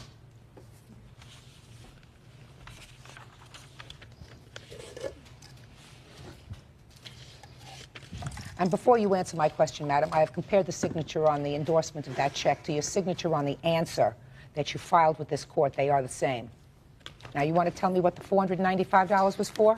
This could have been for her cookies with her daughter. Just a second. $495 for cookies is a lot of cookies. Is that your explanation, that it was $495 for cookies? It was close to $1,000 for her cookie bill. Judge Judy continues in a moment. I never felt that she was going to mistreat my child. My daughter came home crying. Is that right? She came to the meeting and threatened to beat me up right there and then on Sherry's own drive. Closed captioning, sponsored in part by Real Cases, Real People, Judge Judy. Alice Varela says her neighbor, Sherry Doyle, owes her for a loan and for discriminating against her 8-year-old daughter. What was the next money that you gave her? In February, she had called me telling me that her husband had kicked her out of the house and wouldn't let her have her children, and that he was also had stopped taking his medication, which they had called it the happy pill. And so I went ahead and I purchased a lot of clothing for my daughter at the garment district. She had told me that her girls had needed some clothes. Her husband doesn't give her any money. And if I told her, well, you're going to be giving me the money soon, and I'll go ahead and get it for you, because I had trusted her. She was my friend. And did she ever give you clothes for the children? She that gave me purchased? 3 outfits, and there was 2 other ones that did not fit my other daughter. When I asked her for the receipt from it, she did not have it on her at the time. Let me see the bills. Okay, I only have for a dress for $25. And at the garment district, I did make it clear to her that the majority of the shops do not give receipts because it's a discount place. Okay. I, too, have shopped the garment district, and I always get receipts down there. She bought you 3 items. You didn't give her $5. You didn't give her $10. You didn't give her $20, right? You don't know where this $495 comes from. You think maybe it comes from cookie sale, even though you endorsed it. You know nothing about the $520. I have to make a determination as to who I believe is telling the truth with regard to these things. And so far, who are you, by the way? I'm Shirley Emerson. Are you related to each other? No, I'm just a friend. But you know nothing about these loans, is that right? I know a little bit about it, ma'am. Well, then step up here. Tell me what you know about it. I know that she kept taking lots and lots of cookies, and Alice was asked if she was sure she could sell them, and she didn't sell them.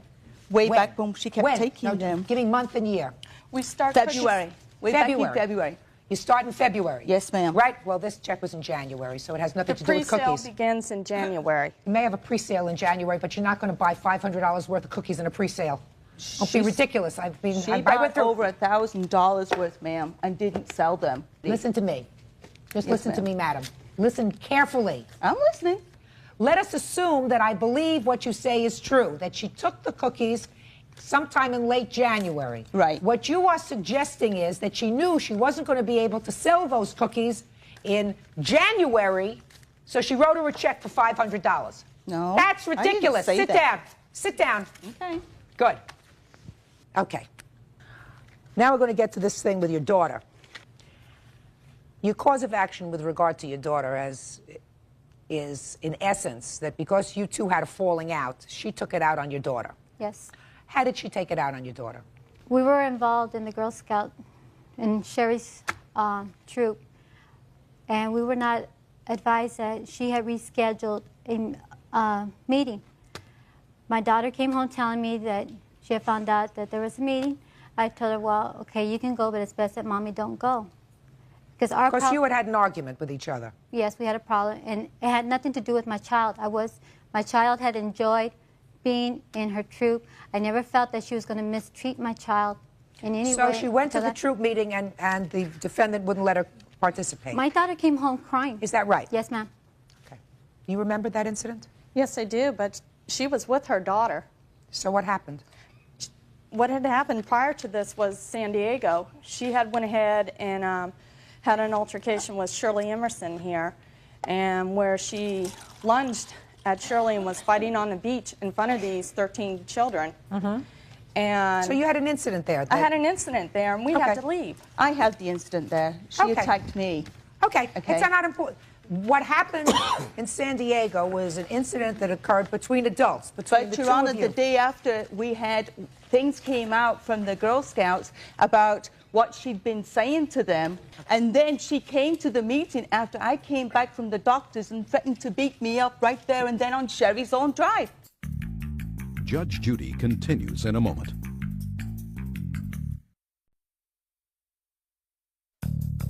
Want justice? Call 1-888-800-JUDY. On the internet, judgejudy.com. This is a court. I'm not going to be able to resolve the unfortunate incident that occurred in San Diego. That's not for me. Nor do you get compensated, Miss Varela, for your daughter not being able to attend the Girl Scout meeting. You want an additional $1,000 for discrimination against your daughter. I'm not excusing that. That has absolutely nothing to do with this lawsuit that involves money. And there was clearly a time when you were friends, and there was clearly a time when you were neighbors. Now, I say that not because of what you don't admit, which are these two major loans, but because of the fact that you asked her, or she volunteered to shop for your children when she went shopping for her own child. So that seems to me that there was a friendship there. Well, now the friendship's not there anymore. You want me to believe that since the friendship is gone because of this unfortunate incident in San Diego, she's making this up about money. But also, that's not the way you react when the friendship is over. You don't say you made loans to somebody. Judgment in this case is for the plaintiff in the amount of $1,040. That's all. Thank you. Parties are excused. You may step out. Judge Judy continues in a moment. And on the next Judge Judy. I'm just glad it's over, and I don't want nothing else to become of this. As long as she leaves me alone and leaves my children alone, I will be pleased. She was calling the little brownies fat and stuff. I told her to lay off them, and so she got me by the neck and dragged me on the floor and started beating me up. As for Shirley Emerson saying that I launched her, she's 200 pounds, and then look at me, I don't think so. She lies. She lies. She lied pretty good. Always tell the truth.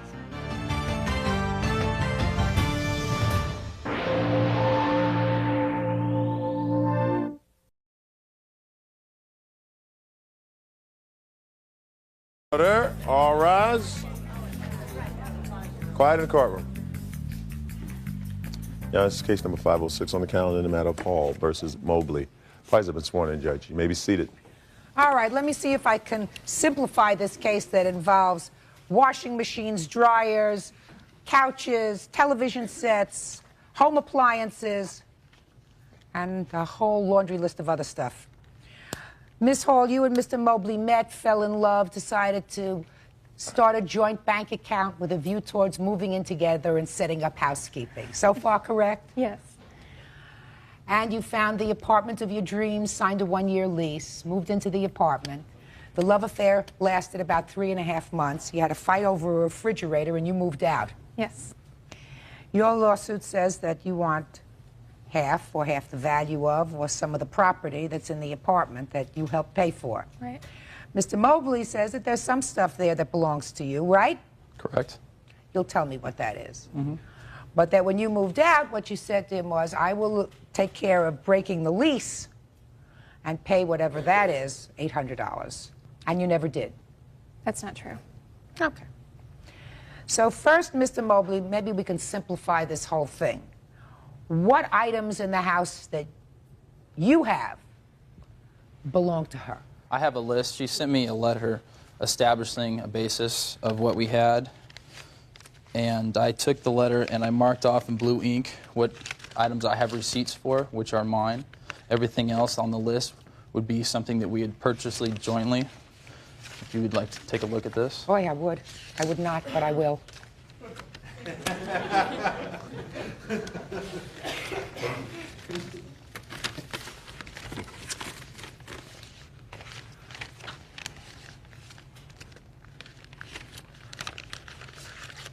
Now, you have little lines next to some of these things. Those are the things I have receipts for, which are mine, which I bought. I'm not sure exactly what he marked off, but I have several receipts too. And the only reason he has those receipts is because I ended up leaving them in the apartment, and I was supposed to return and get those back from him. Those are the only reason. And I paid for half of everything. Washer and dryer? Yes. Living room table and chairs? Yes, I have receipts for those as well. Analon pots and pans? I never go into a kitchen, so what is Analon pots and pans? It's a professional pots and pans. Like... Mine are 20 years old and brand new.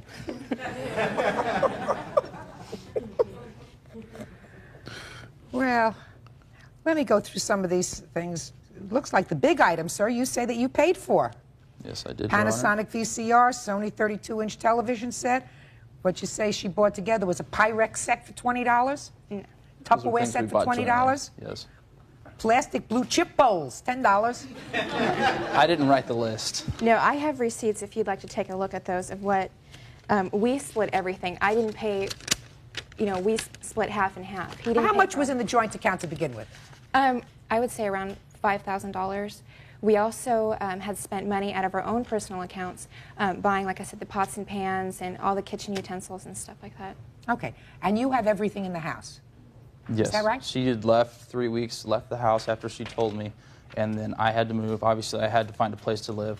I had made several attempts to contact her and trying to be the nice person and say, look, come and get the rest of your things. When I left, Now, what are the rest of her things? She had left a box full of mementos, some books, some stuffed animals. Well, what about all the like stuff that she contributed to paying for? Well, after she told me that I could have everything, I was trying to be nice. I tried to make several attempts to Why contact would she tell you her. you could have everything? I don't know. Ask her. When she got mad on that Saturday when we were bickering over the price of the refrigerator. She said, I've had enough. I'm going down to break the lease. I'm just curious. Please tell me. Tell me about the argument over the refrigerator. Just because I'm a gossip. It was just the cost of the refrigerator, which we had gotten from my parents. We were trying to split things up, so we were saying, okay, this is what I owe, you know, if we were going to buy the other half from, this is what I spent and this is what you spent. And I said that we spent more and he said that we spent less, of course. And so we had a little argument over that. Well, why would she say that you can keep everything? Unless she was just really angry. Exactly. So she didn't mean it. She got mad. She told me I could have everything. She went down to the leasing office that day. She broke the lease. She left 1 day later. She left, took all of her personal belongings and left me at the house. All right. How much out of pocket, sir, did you have because the lease was broken? I had out of pocket Yeah. $430. I have a receipt of that. And of how that. much is the total cost of breaking the lease? I believe it was $860. So they're still going to go against her for the other $430. Well, she told me that she would pay for the entire amount to break the lease, and then she called me Just 2 a weeks. second. Mr. Mobley, Yes. why would she tell you she'll pay the entire cost of breaking the lease? Because she wanted out, just like she told me she'd give me the refrigerator. No, Mr. Mobley, listen to me very carefully, sir. Somebody always has to do the saying of the words, it's over. Somebody has to say that. Now, I gather that the two of you were not getting along. This didn't just come up for a second, Right. right? So then what you do is you split things equitably. So you had no out-of-pocket expenses that I can allocate to her for breaking the lease because you only paid for half of breaking the lease. Well, after she gave me her verbal word that she would pay to break the lease, then I could have. Why would she pay the whole thing, Mr. Mobley? Ask her. She told me. Well, then she was dumb. For the moment, and angry and hurt or whatever else it is. But you can give me no logical reason why she would say and mean, I'm going to pay the whole thing for breaking the lease, and I'm going to let you have all the property that we purchased together just because. She wanted to leave. She wanted out. And what about you? Shh, what about you? What about me? Yeah. You wanted to stay with it. Yes, I still love her. So you wanted to stay with it, even her? though you weren't getting along in this trial. Well, then you better make an appointment with a therapist next week. Judge Judy continues in a moment. I didn't necessarily purchase it from the money that we've been putting together. Well, show me that you purchased it with your own money. There's the receipt right there. That's the only proof I would have, wouldn't it be? Wouldn't it be? Hard enough. And later today, What kind of work do you do, sir? I'm a loan officer. A loan officer. You can't even look at me without smiling, Mr. Zaslav. That's a real problem. real cases, real people. Judge Judy. Jennifer Hall claims former live-in lover Brett Mobley owes half their household furnishings after they split up. Let me see your receipts. And this is the receipt. What they did is they took our lease deposit and split it in half, and then they made us pay the difference each for the lease deposit. Here's the receipt for the half of the difference on the lease deposit. Well, here's a receipt for $700, sir, for chairs and a round table. It's in the name of both of you. If you notice, it says Mobley on the top. That's just who they knew who to call. No, I'm There's sorry. Jennifer and Brett. That is the two of you, isn't it? Yes. Together, yeah. Good. Here's one that has $225 that has no name. It's for the VCR. We purchased that together. This has no name on it. So who got the bills first? This one says Brett Mobley. This is Pantry. Those are the Analon pots and pans you were talking about. Oh. Pots and pans you bought for yourself? No. Yes. I like to cook. I did all the cooking in the house. That's not true. He put the pots and pans on his credit card, and right after he did that, I paid him the other half. When did you move into this apartment together? On June 11th of '98. Good. Well, here's the washer and dryer that you purchased together in July. Mm-hmm. Yes. Right after you moved in. Mm-hmm. You want me to believe, sir, that you bought this yourself? We purchased that previous to moving in. No, 7798. No, we didn't. 7798. Mm-hmm. You want me to believe you bought a washer and dryer all by yourself? Without her contribution from the monies that you've been putting together? I didn't necessarily purchase it from the money that we'd been putting together. Well, show me that you purchased it with your own money. There's the receipt right there. That's the only proof I would have, wouldn't it be? I actually Wouldn't it ended up be? paying for that. Hard enough. Mr. Mobley. Yes. You have to do what's reasonable and fair. What's reasonable and fair is each of you contributed an amount probably well in excess of $5,000 towards the property that you have, that you currently have the use of, that's in your home. You broke up. It may have been her decision to break up, but if this relationship wasn't going in the right direction, it's much better to do it now than to do it later. You want her to pay for that. That's ridiculous. Judgment in this case is for the plaintiff in the amount of half, $5,000, $2,500. That's all. Parties are excused. You may step out.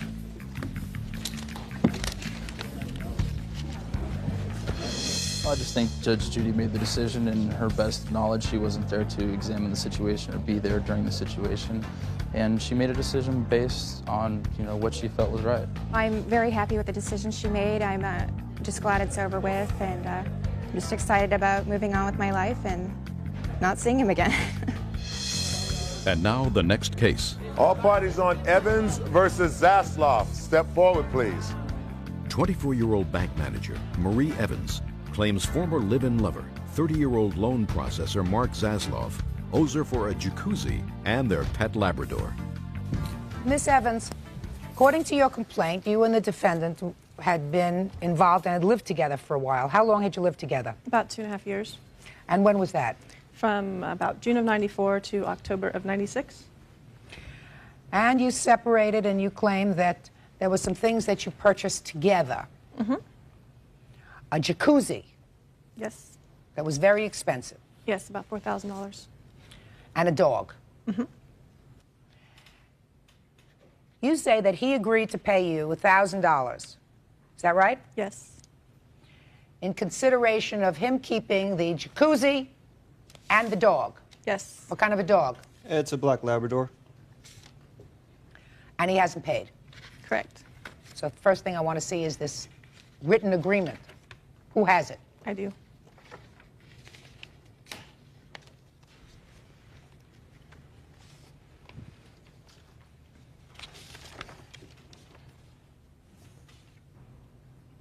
Okay. Your Honor, I haven't seen that note myself since I wrote it. If I can take a look at it again. Sure. Thank you. I also have the other letter that he sent, which is part of the complaint, was that he decided he was going to only send me $400 and bill me for the dog food and medical expenses, so that would be this one. Let me see that. So do you recall sending that letter to her, Mr. Zasloff? Yes, I did send this letter. Okay. Can I have it back, please? And you'll note that in this letter I requested something from her. Uh-huh.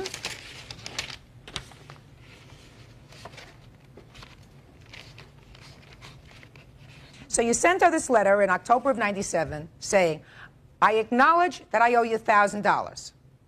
Because that's in fact what this says.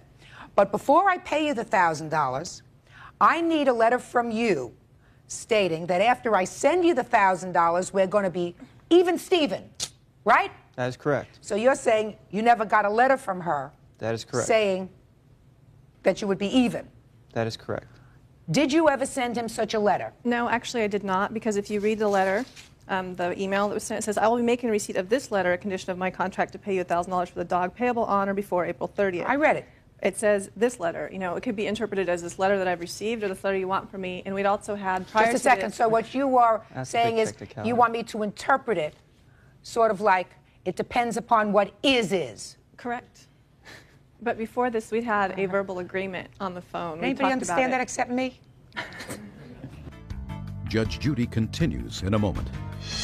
Okay, later on when I got to thinking about it, I went through my backup of my bills that I paid and what I didn't pay, and I learned that I actually did pay for the spa lock, stock, and barrel, and I did pay for the dog lock, stock, and barrel. I actually owed her nothing. Closed captioning, sponsored in part by Real Cases, Real People, Judge Judy. Marie Evans wants former live-in lover, Mark Zasloff, to pay her for a jacuzzi and their pet Labrador. So you never responded to this? Honestly, when I read it, I was really upset because, as I stated in my letter, it was due October 31st, and I left the messages at home and work, and this was of 1997. So you were angry? And let me finish, please. I hadn't interpreted the letter. When I read it, it said, okay, I'm going to send you $1,000. That was the last line that I read. That's what I saw. I was upset. I threw it back, in my planner, went on about my day, and I honestly did not thoroughly read it for the first time. Well, until you're about supposed to, years Miss to read Evans, it. you're supposed to thoroughly read something like this. It says, please forward me a letter stating you have no interest in the spa or any other items left behind, and I will be making the receipt of this letter a condition of my contract to pay you $1,000. All right. But then later on, sir, you're not off the hook, Mr. Zasloff. You understand that? Yes, I do. All right. Then after that, you decided that a year later, you've been feeding the dog, you've been taking care of the dog's vet bills, a dog that you have that I assume you want and that you enjoy, right? That's correct. And you want to deduct from what you owed her the expenses that you had for the dog that is now yours. But at the time, however, it was legally hers, as per an agreement that we had. Mr. Zaslav, let me tell you this. This is not a contract. This is not a contract. But this, Mr. Zaslav, is in fact an acknowledgement on your part that you owe her money. Because your defense is, oh, you have several. You have, A, you made a condition precedent to giving her back the money that she remove items she had in your house. That's correct. That doesn't say that here. Show me a writing where you say, I'm also making a condition precedent to my giving you $1,000 that you remove the stuff from my house. Do you have that? No, I do not. So forget that defense. All right. Strike defense number one. Then you say in your defense that she declared bankruptcy in March of 1998 and the $1,000 debt was not listed as an asset. I was not informed of the bankruptcy, so I'm assuming that I was not listed on that bankruptcy as owing her any money. What does that have to do with the fact that you owed her the money? Well, I would assume with any bankruptcy that you have to just declare your assets and your liabilities in order for them to release that. Right now you're a dead asset in March of 98 because she hadn't gotten anything from you. She had a hope of maybe getting something from you, but other than that, she had nothing. And I was expecting a letter from her, and I received nothing.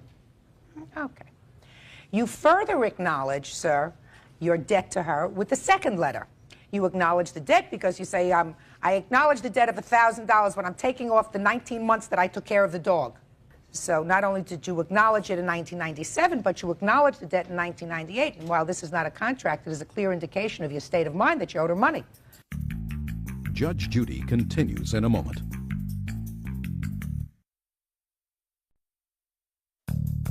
Want justice? Call 1-888-800-JUDY. On the internet, judgejudy.com. So let's hear about the rest of your defenses before I rule on this case. Okay, later on when I got to thinking about it, I went through my backup of my bills that I paid and what I didn't pay, and I learned that I actually did pay for the spa lock, stock, and barrel, and I did pay for the dog lock, stock, and barrel. I actually owed her nothing. I have the actual receipt here of the purchase of the spa. $2,000 was put down payment. I have the 2 credit card receipts. Marie Evans did have a loan that she did get on the spa. However, after 3 months of payment on the loan, she was unable to make the obligation, which time I took out a cash advance on a credit card, and more here, and paid off the rest of her debt on that, which went onto my credit card. Now, sir, when did you make these revelations without going through all of this Well, stuff? about a month ago after I received the suit. You had 2 years. Just a second. Yes, I did. All right, Mr. Zaslav, I'm going to make this very, very easy. What kind of work do you do, sir? I'm a loan officer. A loan officer? You can't even look at me without smiling, Mr. Zaslav. That's a real problem. Okay. You have a letter written in October of 1997. A letter written, I am sure, after some reflection that you acknowledge a debt of $1,000. And a year later, 1998, you again acknowledge that you owe her $1,000. But at that time, you decide, well, I'm going to go through all of my bills and figure out exactly how much I paid for the dog. Now, Mr. Zaslav, it's not nice to try to fool Mother Nature. Judgment in this case is for the plaintiff in the amount of $1,000, that's all. Parties are excused. You may step out. Judge Judy continues in a moment. And on the next Judge Judy. I basically wanted a letter from her stating that she would not come back and sue me. And not getting the letter, I didn't send the payment. I'm kind of glad it ended this way. We don't have to deal with it anymore, and it's just over.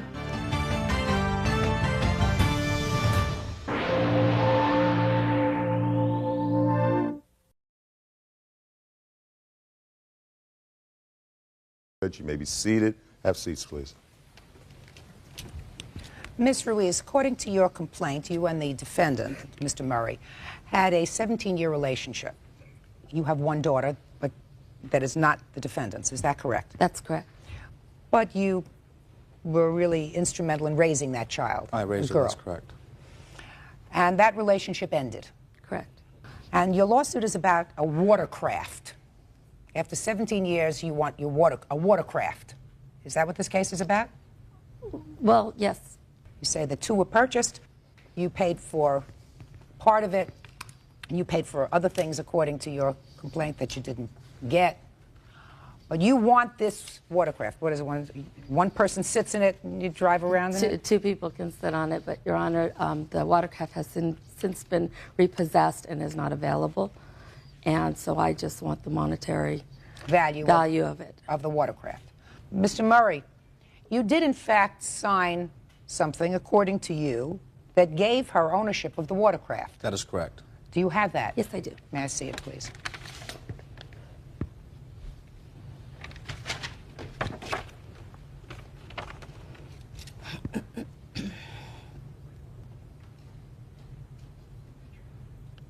Okay. So less than a year ago, you signed this document indicating that you were signing over this wave runner. You did not indicate the VIN number or the license number on condition that you take over the payments. Correct. A couple of things before I get to you, Mr. Murray. And you also have a counterclaim. You, and this is your That's present correct. wife. Yes. You have a counterclaim for harassment, which I will certainly hear. You were together for 17 years, on and off. Can somebody explain to me why this relationship was never memorialized in a marriage during that 17-year period?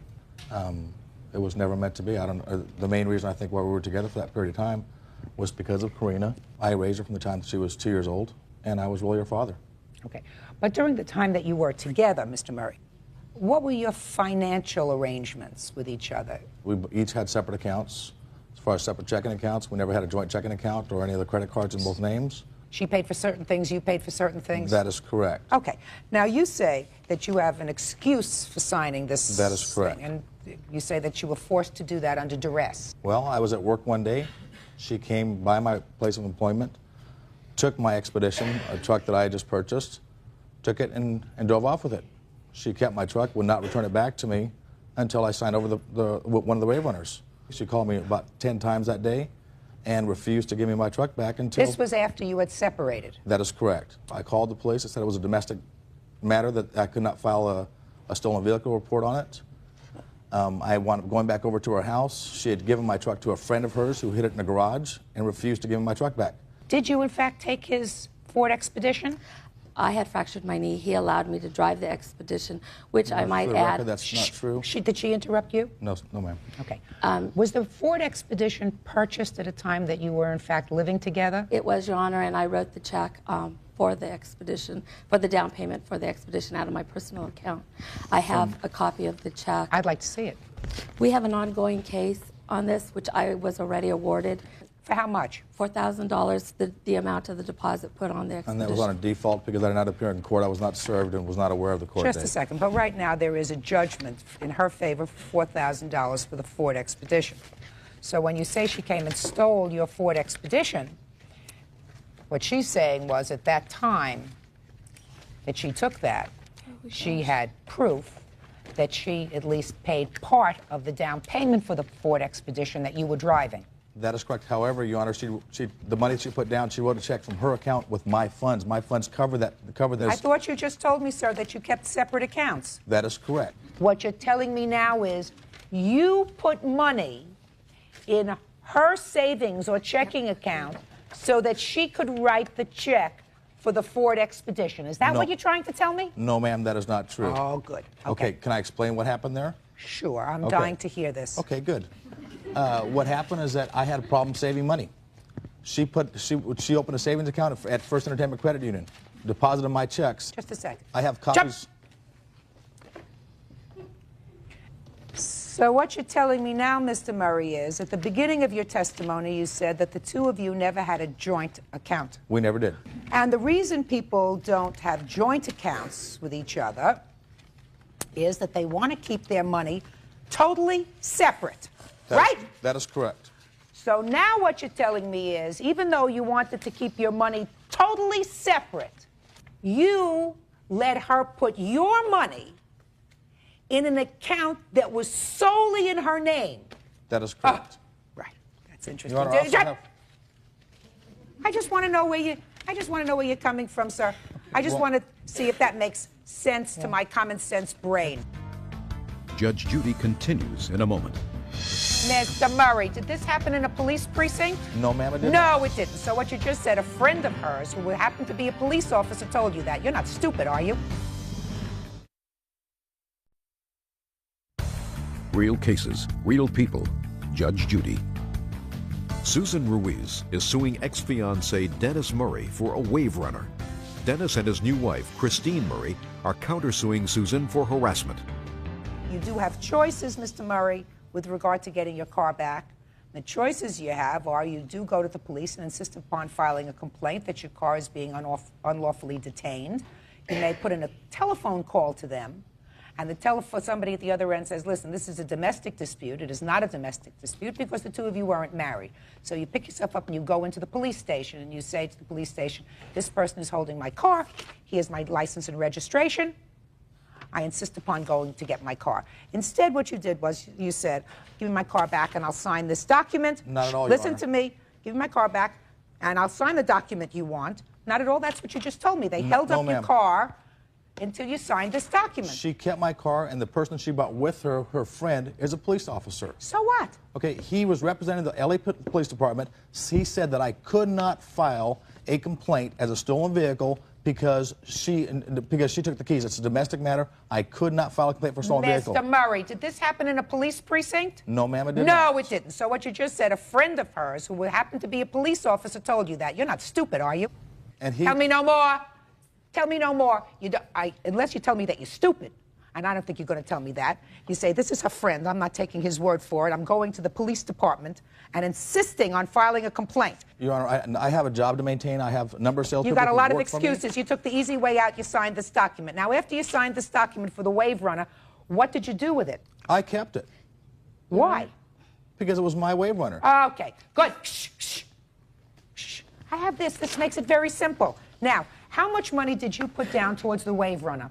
Not one penny, Your Honor. $1,200. Your Honor, I have checks and contracts. She put down not one penny. Let me see that, because Certainly. that's important. I put down a total of approximately $4,300 on the wave runners that came solely out of my account, Your Honor. Okay, I'm just looking at your checks.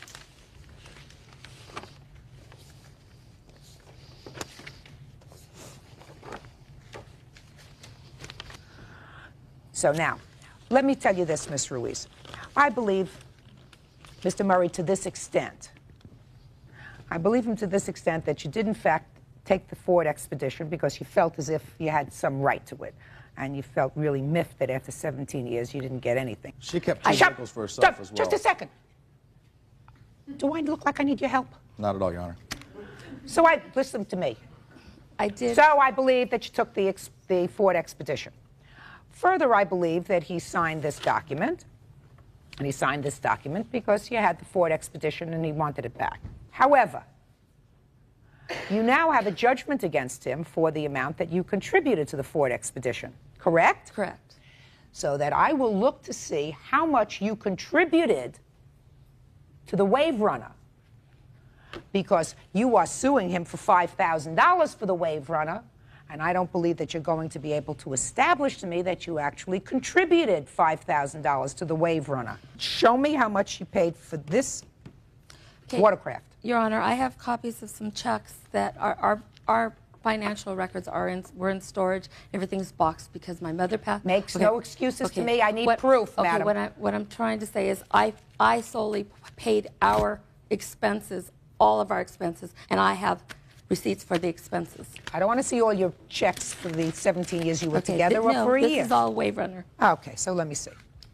And I also paid for the registration this last year.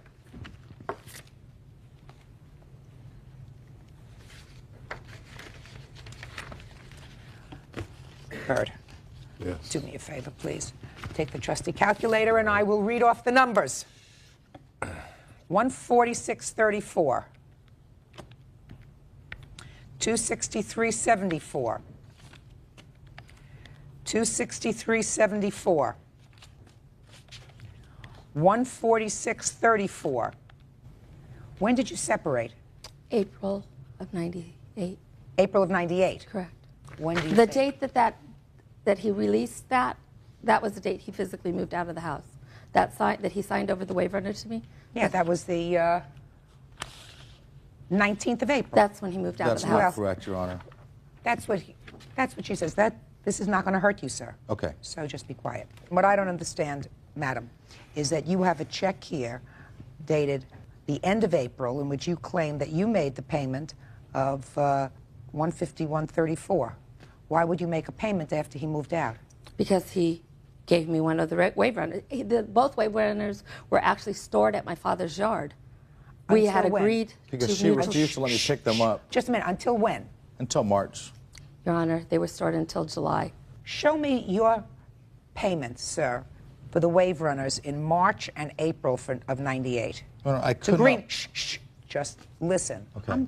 I'm running the show. Okay. Show me your payments, March and April of 1998. Don't say anything. Say nothing. Just show me. I do not have those. Good. Then she's getting credit for these. Bert, add these up. 146.34, 151.34, and 146.34. 1264.18, Judge. Now let's, Mr. Murray and Mrs. Murray, let us get to your counterclaim. Okay. You claim that Miss Ruiz has, for a prolonged period of time, harassed you and interfered with your new marriage of 6 months. That is correct. So who's going to start? I'll be happy to start. Go ahead. On July 9th, 1998, Chris and I were on our way to a Dodger game. Susan called me that morning, started screaming at me regarding Karina, how I was not talking to her, I was not seeing her, how I was a poor excuse for a father after raising her for 17 years. She made me a demand to choose between Christy and Karina, and I think that's pretty wrong to begin with, to bring that up. Wrong, not harassment. Next. Well, Your Honor, actually that day she called Christy on her car phone, left a 10-minute recorded message with many vulgarities. There's a police report to accompany that. You can take a look at that. I actually filed a police report. She actually called my cell phone. She threatened me. She basically said, if you with me, I'll you up. She basically talked about their relationship. She said that Dennis had told her that he had made a mistake when he had married me, when he had given me the ring. She said that I was never his first choice, that she was always his first choice. She told me that he's been lying to me. She left on my voicemail. She said he doesn't love you. He loves me. He's begging me to come back. If she said it. It's aggravating, right? It's very aggravating. Shut! It's not harassment. What's next? Yeah, okay, Your Honor. May I say something in my defense? No. Judge Judy continues in a moment. You had a 17-year-old relationship where you not only shared the upbringing of the child, but you also shared a bed. I mostly slept on the couch. Then you have a problem if you mostly slept on the couch and you stayed with her for 17 years. Closed captioning, sponsored in part by Real Cases, Real People, Judge Judy. Susan Ruiz claims ex-fiancé Dennis Murray signed an agreement giving her the watercraft. Dennis claims he signed under duress. Next. Your Honor, she came to my work on numerous occasions. Countless occasions, calling my work, taking me away from my employees. I work for a Toyota dealership. She created a scene on the showroom floor on countlous occasions. What were these things about? A lot of it regarding why I hadn't seen Karina. A lot of it regarding the wave runners, how she kept trying to get possession of the wave runner. A lot of it regarding my truck. Just very petty issues. So let me try to smooth certain things over. Okay. Because hopefully you can leave here better than when you came. It's irritating for her to come to your place of employment. She cost me my job. Then you weren't much of a valued employee. That's absolutely not true, ma'am. Because, sir, all you have to do is get a restraining order that indicates that she is not to come to your place of employment. We did that, Your Honor. So then you had it. Are you telling me that after you got the restraining order that was duly served on her, I assume you served it on her, That is correct.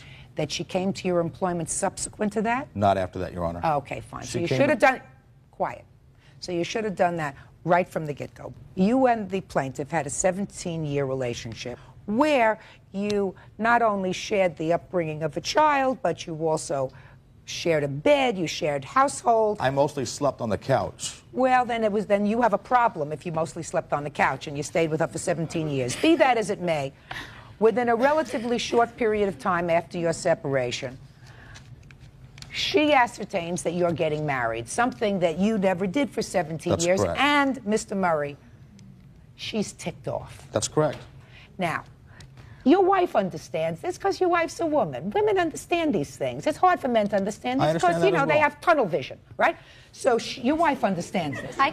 I can understand You can that. understand it. So let's see what she says. She says, what's really now bothering me is the wave runner, not losing you.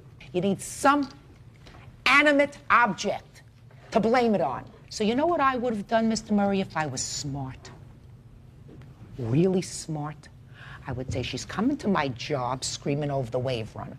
She's coming to my job, she's calling my wife over the wave runner, right? If that's what the bee in her bonnet is, if that's what she's targeted, I want to make this as simple as possible. I'm going to give her the wave runner, and I'm going to say, 17 years, I got away scot-free. I don't pay alimony, I don't pay child support, I don't do any of those things. All she wants is the wave runner. Shh, quiet. You didn't do that. The wave runner was the target. You should have been smart enough. It's true that after the wave runner, it could have been something else. You're absolutely right. But at that moment was the wave runner. Judge Judy continues in a moment.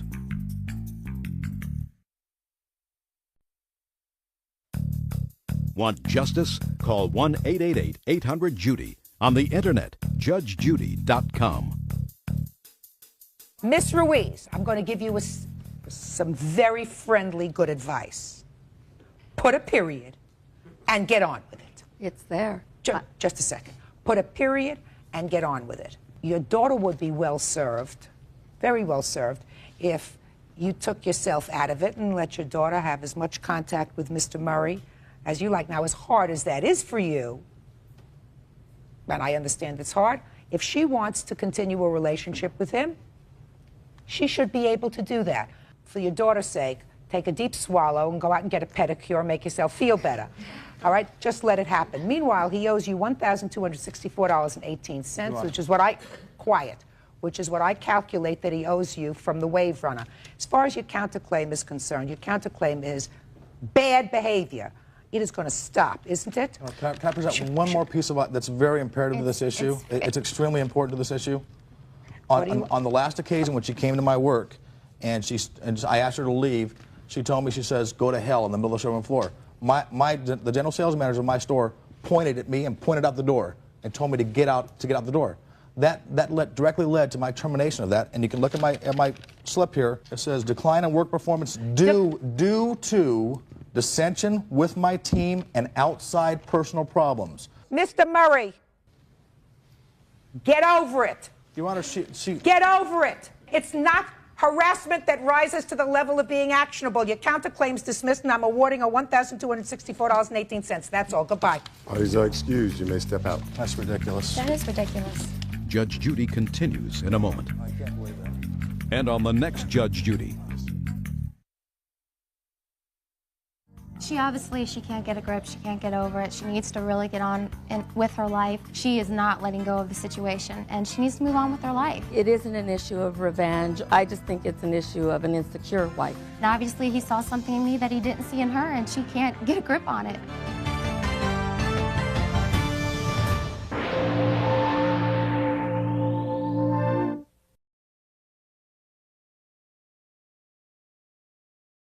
Wife, 37-year-old office clerk Joanne Green, for a car and half a Sears bill she ran up while he was in the Persian Gulf. Order. All rise. Now, this is case number 979 on the calendar in the matter of Green versus Green. Parties have been sworn in, Judge. You may be seated. Sir, ma'am, have a seat. Mr. Green, you and the defendant are divorced. How long were you married? 13 years, Your Honor. How long have you been divorced? A year now. When was the divorce finalized?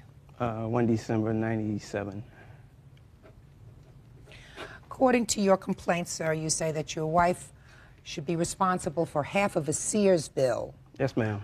And that also she has in her possession a car that was supposed to be yours pursuant to the judgment of divorce. Yes, yes, ma'am. And you want that returned to you. Yes, ma'am. Okay. Let's deal with the easy things first. Let's see the judgment of divorce as it relates to the car.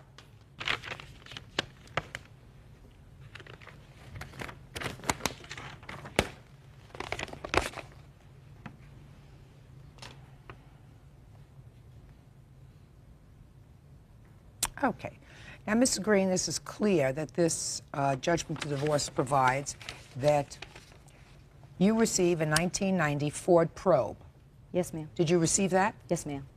And that your former husband receives the 1990 Toyota Camry. Yes, ma'am. Which I assume you have. Yes. Well, this says he's supposed to get it. The Ford Probe, excuse me, broke down. When? It was September of 97. Okay. So what happened? Bernard was still overseas, and I had the Ford and the Camry. Bernard said, I called him and told him that the Ford broke down. He told me just go on and continue driving the Camry until he get back from overseas. So? When Bernard came home on mid-tour, he said that he was not going to get the car fixed and for me to just keep the Camry. And this was before the divorce was finalized or after? After the divorce. Did you tell her that?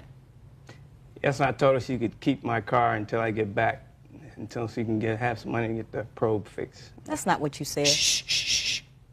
Don't talk to him. Talk to me. Where is the probe right now? The engine is locked in it, so it's parked in our driveway. So you have it? Yes. Yes, she do. Hmm? She does have it. Mm-hmm. Did you make a gift of her, sir, of the Toyota Camry? A gift? A gift. No, ma'am. Yes, you did. No, I didn't. Bernard, what did you say when you got back in April? Miss Green, Miss Green, you're not listening. Talk to me, not to him. When he returned in April, the car was still broken down. He said, don't worry about getting it fixed because he had purchased a Jeep and for me to keep the Camry. And he said that, no, you did not say that until I get it fixed. The problem is... Will you talk to me? Don't talk to him. Talk to me. Bernard has called my home on several occasions. My witness can even verify that, where he's talked to me and said that I could keep the Camry. The reason why we're going through all this now is because his wife is upset. That's what the problem is. His wife is upset. That is the problem. She don't want me to have the Camry or anything else. That's all it is. I stand in the house. It's our house. Listen to me. Don't, if you talk to each other, I'm going to show you both the door. Yes, ma'am. That's not what this is about. This is a court. In an orderly fashion, you talk to me. Yes, ma'am. Okay. Who are you? My name's Dwayne Baker. Who are I'm you? Joanne's fiance. Uh-huh. Step over here. Step over. You have a car? Yes, I do. What kind of car do you have? I have a 95 Nissan Sentra. Who are you? I'm his wife. Then I want you to sit there and be quiet, otherwise I'll put you out. So let me understand this. You have 3 cars in your family now. You live together, right? No, we do not. Well, I assume if you're going to get married, then you're going to live together. You're the fiancé. So then you'll have 3 cars. Do you work? Yes, I do work. What kind of work do you do? I'm a member of the United States Air Force. Good. Do you work? Yes, ma'am, I do. Good.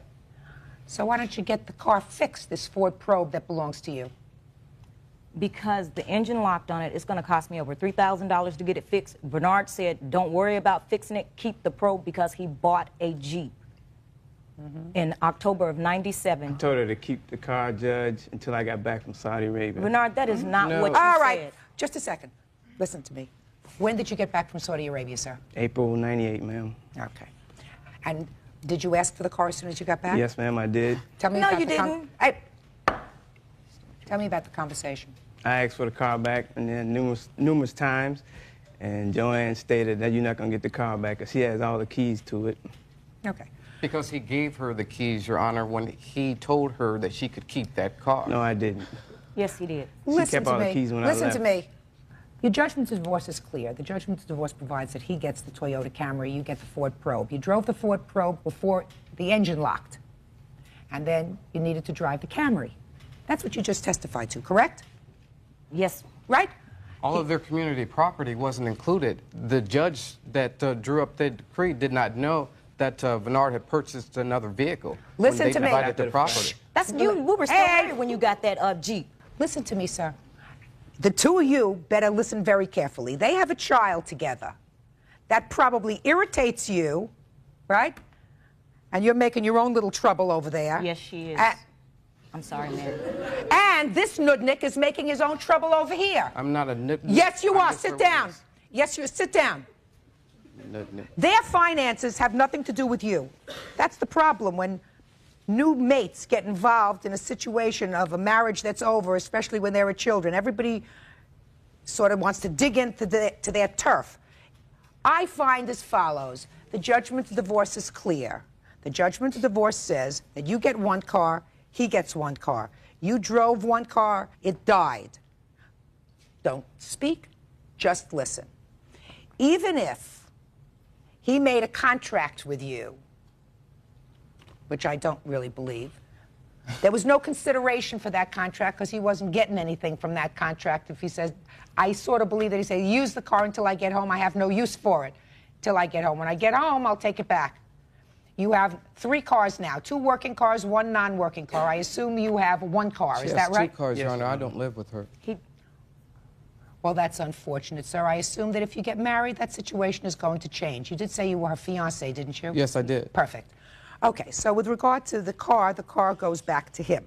But, ma'am, car goes back I may, to him. Just still, because he didn't want the car. He did not want the car. While they were Kadama married. is pushing this issue about the car. Out. Thank you. Judge Judy continues in a moment. I want to see what you purchased from December of '97 when you were divorced to April of '98. Show on there where you got Kadama's car fixed when we were married. Show that. And yes, Miss I did Green, buy jewelry. Miss Green, if you're not quiet, you're going to lose more than the Toyota.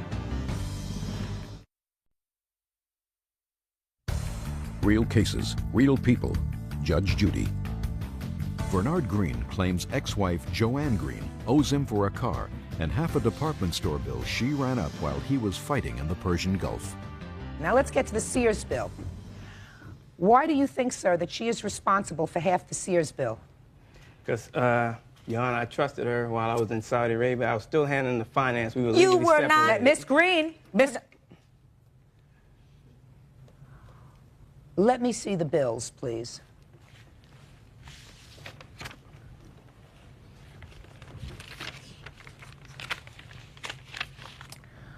I took care of all the... Shh. Say nothing. Yes, ma'am. When was the last purchase made on this Sears account? I think it was April of '98, ma'am. We were divorced, and she still was charging stuff And why? on it. And why? Shh. Hey, were you still using this Sears charge in April of '98? Yes, ma'am. Why? Because Bernard gave me permission to use that charge card. For what? I didn't. For any purchases that I may need for my daughter, either daughters or anything for the home. Bernard said that. Tell me what he said. I paid all our bills while Bernard did his year tour in Saudi Arabia. You did not pay anything. Listen, sir, I'm going to throw you out. Yes, ma'am. If you interrupt. Yes, I've ma'am. already told her she's going if she interrupts. Sorry. You have to explain to me why you were divorced in December of '97.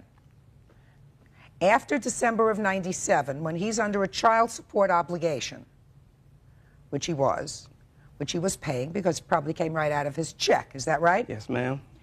Why would anybody in their right mind say to you, you have carte blanche to use the Sears card for anything that you want? Why? Because at that time, even though our divorce was final in December, we were still paying our bills together. His check still came into our joint account, which we still have. No money goes in there on his part, but I was still in charge of everything. I paid all his bills, whatever money he needed, I put into his checking account for him to write a check for. I did that up until April when he returned. When Bernard returned from Saudi Arabia in April, he came to see the girls. And then he came to pick up some other belongings of his That's when he took his portion of the bills and I kept mine. Bernard said, I'll take over the Sears bill. Opening up, seeing it, everything. I've never used that card without his permission. He knew every time I use it. That is so true. When you got back in September, what did you do? Just a second.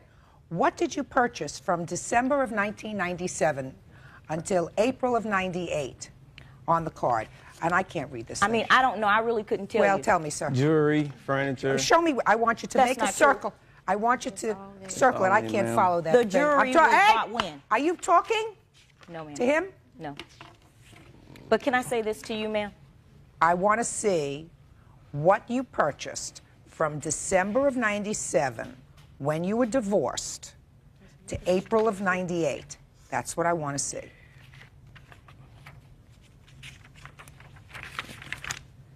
Here we go.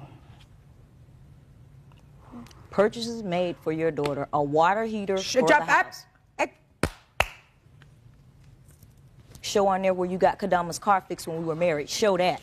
And yes, I did buy jewelry. Miss Green, if you're not quiet, you're going to lose more than the Toyota. Do you understand? Well, ma'am, I can understand Do you understand? I asked for information. That's what I asked for, Miss Green. I asked for information. I'm going to get the information. There's a reason that I'm asking for the information. And I want you to be quiet until I get the information. Do you understand? Yes, I do. Good. All that circle, Your Honor, is... December of 97 to April of 98 at the time when you took back the credit card. Is that right? That's Yes, what you ma'am. circled. Yes, Let me That's see it. not when he took the credit card back, though.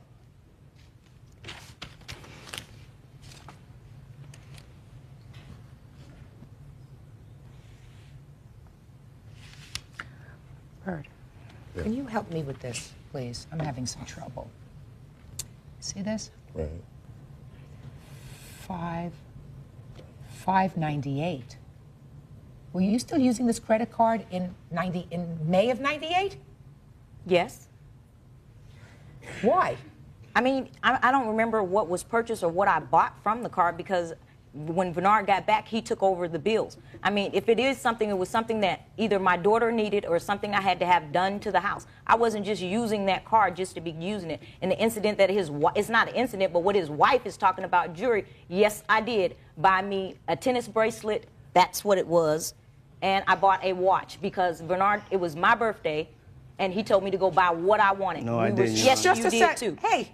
Why would I Yes, tell you that? did. And I don't have to justify myself to your wife. You have to do that. You made promises to me. Miss Green, are you telling me, madam, before I look through these things, that you went and bought yourself a diamond tennis bracelet and a watch after you were divorced? No, with the we were Sears credit still card? married. That's what I'm saying. She's saying the tennis bracelet and watch was bought after the fact. It was not. It was bought when we were still married. Just a second. 1297. And then I'm the one that was paying the Sears bill in the first Well, place my until money, you I got was back. sending you Not money with your from money. I overseas. worked too. Yes, you were No, supposed you to. didn't work. What did I do? Sit in your butt. You didn't Okay, do then that. I sat on my butt because you wanted me to do I am never that. going to get these people to be quiet. Sir, the amount of the Sears bill is not $5,000 for things that she purchased after Thank you. December. Sorry. After December of 97. After December of 97. The amounts that you purchased did not come up to anywhere near $5,000.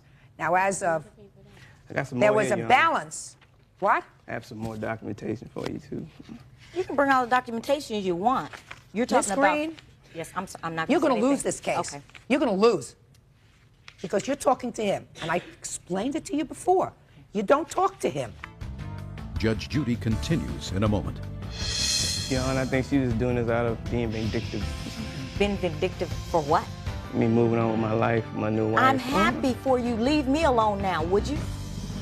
Closed captioning, sponsored in part by Real Cases, Real People, Judge Judy. Airman Bernard Green is suing ex-wife Joanne Green for a car and credit bill she ran up while he was in the Persian Gulf. The truth of the matter is, in April of 98, she bought a woman's dress for herself. $42.11. All I'm asking for is $2,500, Your Honor. Oh, yeah, I know. All you're asking for is $2,500. Not $2,500. Doesn't come anywhere near $2,500. This is a continuance, Your Honor. Well, sir, I can't do it without information. Okay. Here you go. I mean, there was a balance of over $4,000 in December of 1997. This was a running balance. That's something that should have been resolved in the judgment of divorce. What you're saying is you used your card Without after me you were knowing. divorced. Yes, ma'am. How was I doing it without you knowing, Okay. Bernard?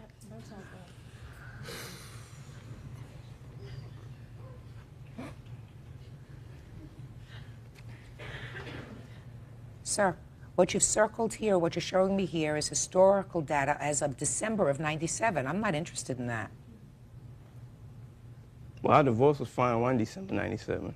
This is as of October 25th, 1997. You just showed me that she spent almost $500 to repair a car. She bought herself an Elgin watch. Without me knowing about it. Well, that's your problem. Then you should have dealt with that in the judgment of divorce. That's when you should have dealt with it. You should have said, I'm not, until all of these matters are resolved, I'm not signing off on this divorce. I want to see the current bills as of December. I was of overseas, 97. ma'am. I was in Well, that's Saudi not my Arabia. fault, sir, and I don't plan to revisit that. That's what you're supposed to do if you're smart. You're supposed to make sure that all these things are done. I mean, she may have charged several $100s after December of 97, but the big expenses that she charged were before your divorce. Your Honor, could I say something, please? Bought some things for the house, bought it some tires, bought a Your pillow. Honor, I think she's just doing this out of being vindictive. Been vindictive for what? Me moving on with my life, my new wife. I'm happy for you. Leave me alone now, would you? I'm not messing with you. Why are we here? Judge Judy continues in a moment.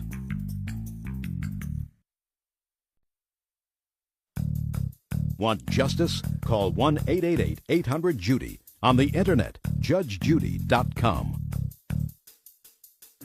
Okay. People don't understand, so I'm going to make it very easy. At most, Mr. Green, there are a couple of $100 charges after December of 1997 that she charged. I assume you have your credit card back now? And that you've closed It's being that account? investigated, Your Honor. Very good. So I'm not dealing with your claim, except that you're getting your Toyota back, because I believe you're entitled to that. With regard to this, you talk to each other, you talk too much, I'm not dealing with it. We're not talking about a lot of money. She did not rack up $5,000 worth of bills on your credit card after you were divorced. It was a running balance, well, prior to that, over $4,500 prior to that, including her jewelry purchases, which were made prior to your divorce. You should have been smart enough, sir, before you signed off on your judgment of divorce to figure out what all your bills were and to have them included in the judgment of divorce. So I'm going to deal with that. Then I'm going to deal with your nonsense counterclaim. Your nonsense counterclaim says that he promised to buy your daughter some clothes before Christmas, and he didn't keep that promise, so you went out and bought the clothes, and you want him to pay for the clothes. Yes, Is ma'am. that it? Yes, ma'am. And that's about $300? Yes, ma'am. You're even. Your case is dismissed. Your counterclaim is dismissed. Parties are excused. You may step out. Judge Judy continues in a moment. And on the next Judge Judy. I don't agree with it. I'm keeping the Camry because he gave it to me, and we have a 13-year-old daughter, and we need transportation, and I'm not going to give it back because he shouldn't have gave it to me. I'm not happy with it. I thought the judge didn't give me a chance to really explain my side, and, you know, I guess that's it. I don't have a problem with the decision, but I don't think it was necessary for her to make that statement calling me a nitnoid or whatever. I mean, that was totally out of line. There was no need for that. He's been taking care of her before they were married, after they were married, and is still taking care of her.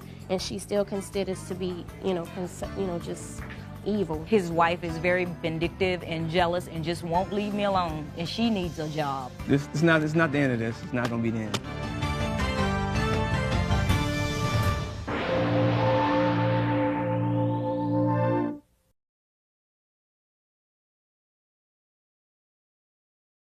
Step forward, please. 34-year-old mortgage broker David Ibrahim claims he gave 38-year-old computer technician Brigitta Smith $5,000 for a car. Then she took the car back. Brigitta claims David only made a partial payment, so she repossessed it. All rise. Quiet in the courtroom. Yeah, this is case number 447 on the calendar in the matter of Ibrahim versus Smith. Parties have been sworn in, Judge. You may be seated. Sir, have a seat, please. Mr. Ibrahim, did you know the defendant before you bought this car from her? Yes, Your Honor, I did. How did you know her? We met through mutual friends. You didn't have a social relationship. No, we did not. And there came a point about a year ago when you needed a car. She had a car. You wanted to buy her car. Is that right? Yes. I had purchased a car from her before this, about a year before this. So, What'd you do with the car you purchased before? I had sold it, resold it. Did you make money? I made a little bit of money. So you must have bought it at a good price. Yeah, I had a reasonable price. That's why I had every reason to trust her. This isn't your business, is it, selling cars? Oh, no. Okay. So what kind of car did you buy from her? I bought a 1991 Nissan Pathfinder. And what was the agreed upon price? Well, we agreed upon what her exact words were. Whatever you can give me, $5,000 or $6,000 were her exact words. Very untrue. I never heard that. Whatever If I could, you can give me. Your Honor, if I could Do walk I have stupid on mine? if I could walk you through this and explain this is a very complex case. And, No. This is not complex. This is very simple. You say you bought a car from her for, I don't know, whatever you can afford, like between $5,000 and $6,000. She says she sold you a car for $8,700? No, $8,500. $8,500. How long did he have the car? He had it between February and April. February, March, and April, he had Correct. the car. And he gave you, according to you, $1,500. That's correct. You said you paid her almost as much as you were supposed to pay her, and then she came and repossessed the car. That's this case. That is not complex, sir. That's very simple. So you said you paid for a car. She came and repossessed it. And you don't understand how she could repossess the car. So all you have to do is show me proof of how much money you paid for this car. Okay. First, I have on February 11th, I gave her approximately $2,500. Let me see proof of that, sir. I did not get a signed receipt from her because I had trusted her. What I do have here is a Western Union because before I was going to give her the money, I wanted to ensure that I was going to get the title to the car. So we Western Union the balance of what she owed on the car, $1,544. I have a Western Union receipt here. And I also have a witness to the fact that I handed her in her hand $2,500. The balance $2,500 additional over and above this? No, that was the initial installment, the first payment. That's when we entered into the agreement. Okay, just one second.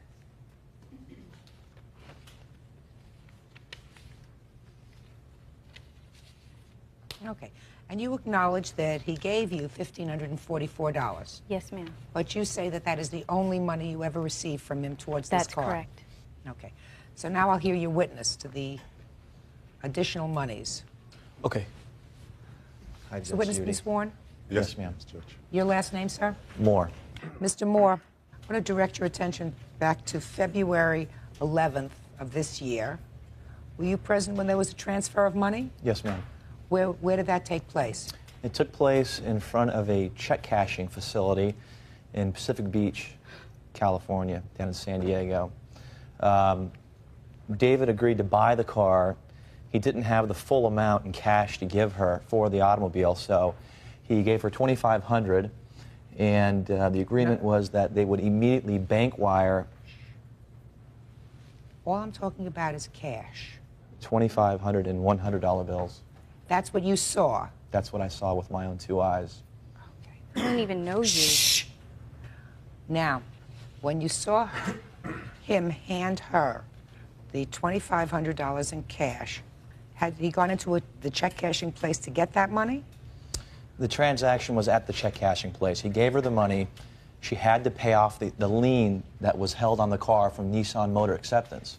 And that's it. We left from there. David took possession of the automobile. You saw her go into the check cashing place. I was with her. Well, tell me exactly what you saw. I saw her walk up to the counter, fill out an electronic a payment slip to Nissan Motor Acceptance, and hand the cashier the cash. I actually wanted to buy the car. It was a good deal. How do you know him? He works for me. What kind of business are you in? Lending. And what were you doing with him on that day? He had, well, we talk often, and David had called me and told me the situation. I come over to his house often, and I personally had met her maybe once or twice before, but I've never seen you. Shh, shh, shh. That's a lie. Okay, all right. Okay. Now, you're in the lending business, did you? And this is a friend of yours. Did you tell him to get a receipt? The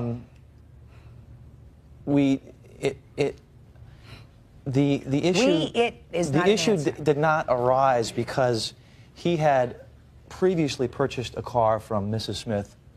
So he trusted her. Is that what you're saying? Yes, ma'am. But so far, he hasn't paid what they agreed on, because so far I haven't heard that there was a contract, because between $5,000 and $6,000 for your car isn't a contract. She was desperate. Just a second. Between $5,000 and $6,000 for your car is not a contract. Did you ever go in to buy a car? Yes, ma'am. Did they ever say to you this car is going to be between $30,000 and $35,000? Well, they usually say it's about $31,000, but by the time you get off the lot with the car, it's usually about $41,000. But by the time you walk out with that car, you know exactly how much it's going to cost, right? If you can read the fine print. No. Well, if you're not a moron, you know exactly how much it's going to be by the time you leave the car. Your friend over here left with the car, according to him, without any idea of how much this car was going to cost him. Well, I think you need to ask yourself, why would he pay off the note on the car and take possession of the car? Why would she willingly give him the car? I have to ask myself that? Mm-hmm. I do. Maybe I should be quiet now. Yeah, that's a good idea. Why don't you have a seat? I'll have a seat. I can answer that question for you. Okay. Okay, this is what occurred on that same day. I went to the Department of Motor Vehicles to initiate the transaction, and I wanted the DMV to be notified that that there was going to be a change of ownership. So You mean the Department of Motor Vehicles wants to know if sometime in the future there's going to be a change of ownership? Well, when I'm driving the car, yeah, they do. I never knew that. That they like they're sort of sending you an engagement announcement. I think he's making it up as he goes along. What has to occur? Well, what has to occur when you enter into a contract like that and you purchase a vehicle is that you need to let them know that you're going to be purchasing a vehicle, especially if it's a used. You're buying it from a private party. I just find that sort of interesting. You know, I mean, I really didn't know that they were interested in unconsummated transactions. Right. Well, anyway, what occurred on that day was I was detained at the Department of Motor Vehicles. I was put in the back room, and eventually I was handcuffed for trying to register that vehicle because I guess Miss Brigetta Smith was involved in some burglaries in that vehicle.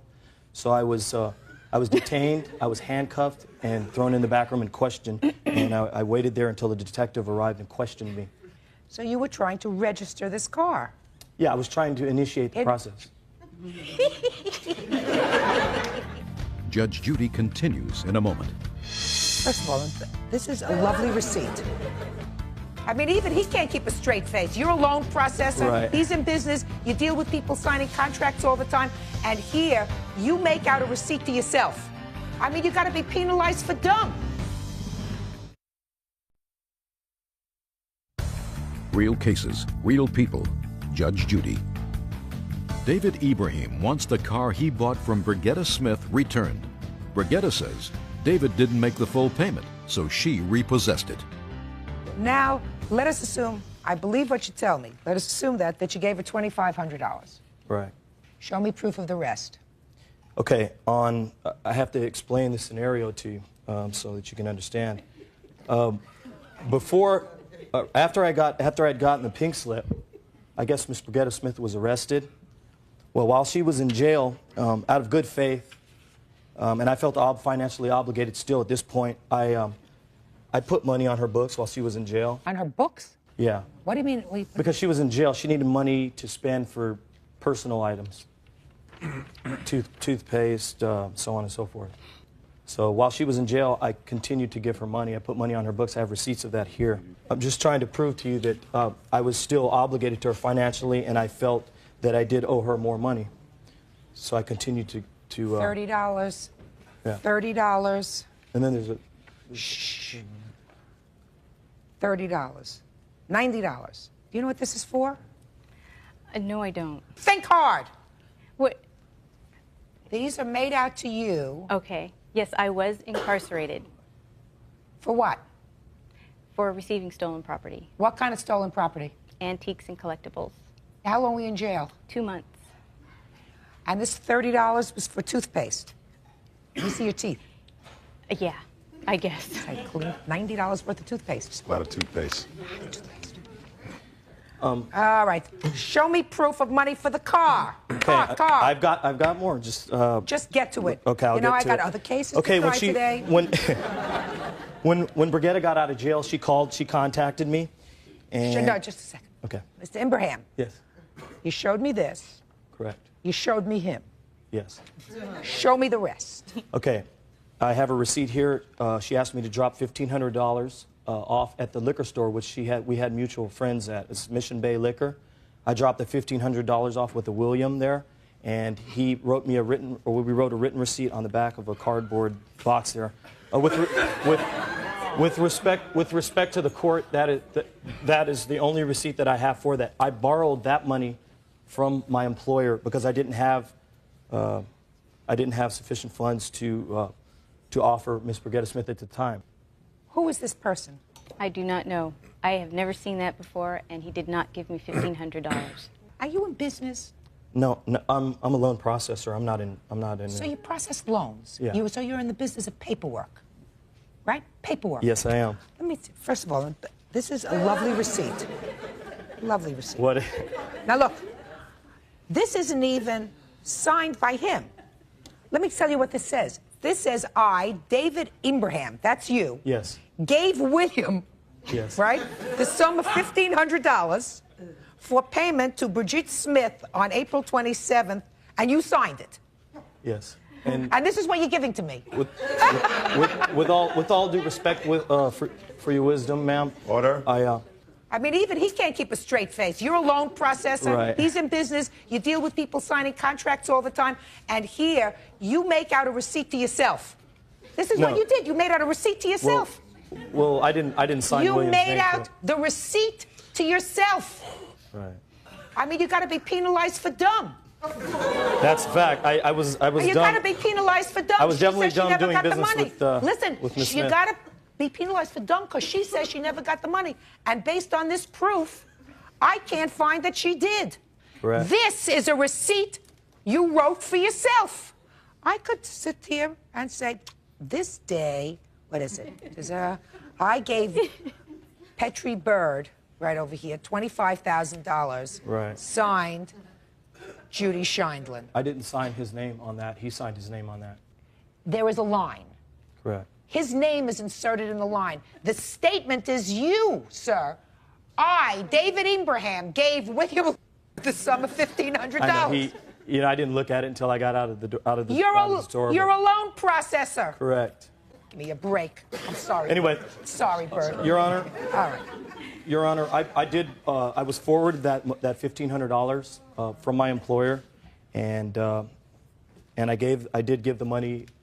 I did leave the money at the liquor store, and Brigetta did call me and inform me that she had received the money, and I had every reason to trust her and no reason not to trust her.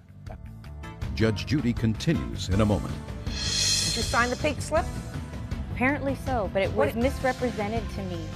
I remember pink slips being pink, not multicolored forms. Oh, I think that you two people deserve each other. Closed captioning, sponsored in part by Real Cases, Real People, Judge Judy. David Ibrahim claims he gave $5,000 to Brigetta Smith for a car, but she repossessed it. He wants the money or the car back. Listen to me. You went to try to have the car registered. You got arrested. You got arrested, you said, because she was doing some illegal stuff. You were handcuffed and detained for all those bad things. Then you give her $30 while she's in jail, 3 different months, and you still felt that you could trust her? Well, financially, And you just a second, is that what you're telling me, Mr. Loan Processor, that you still felt that you could trust her after giving her toothpaste money for the financial dealings that we had with each other? Yeah, I felt I could trust her. And now I realize that I can't trust her. All right. What other money do you claim to have given her, sir? On, let's see here, I believe it was on April 30th, I received a phone call from her, and there were some headrests missing from the vehicle. I went to go meet Brigetta Smith at the storage facility where she said that the headrests were. On that day, I gave her $100, and also, at that point, I'd already given her $4,000, and I still feel an obligation towards her to give her more money. So Well, she says that you agreed to buy the car for $8,500. You say it was between $5,000 and $6,000. Of course, you still owed her money, so you didn't feel an obligation. You still owed her money. Correct. And I don't dispute that. So let's go. Let me hear the rest of the money. So I gave her $100 at that point, and that is the day she signed the pink slip. Let me see it. That was on April 30th of 1998. I guess at that point she felt that I had paid her enough Don't tell me money. what she felt. Did you sign the pink slip? Apparently so, but it was misrepresented to me. I remember pink slips being pink, not multicolored forms. He gave it to me saying that he needed the odometer or the odometer statement signed and filled out so that he could get it registered. He promised to get me. Are you literate? Am I illiterate? No. Literate? Literate, yes, I am. I certify under penalty of perjury, under the laws of the state of California, that the signature below releases interest in the vehicle and certifies to the truth and accuracy of the mileage. Releases interest in the vehicle. That's what it says. It's clear. Your Honor, you're absolutely it says right. I know title, that now. California title. So you signed the title. It was not given to me that way. Here, I have the actual title. Just a second. It's folded like this. And that's exactly what it says here. I certify under penalties of perjury right above. He gave it to me. Here, just sign here. Here's the odometer reading. He had that filled in. I just glanced at it, signed it. Oh, I think that you two people deserve each other. Judge Judy continues in a moment.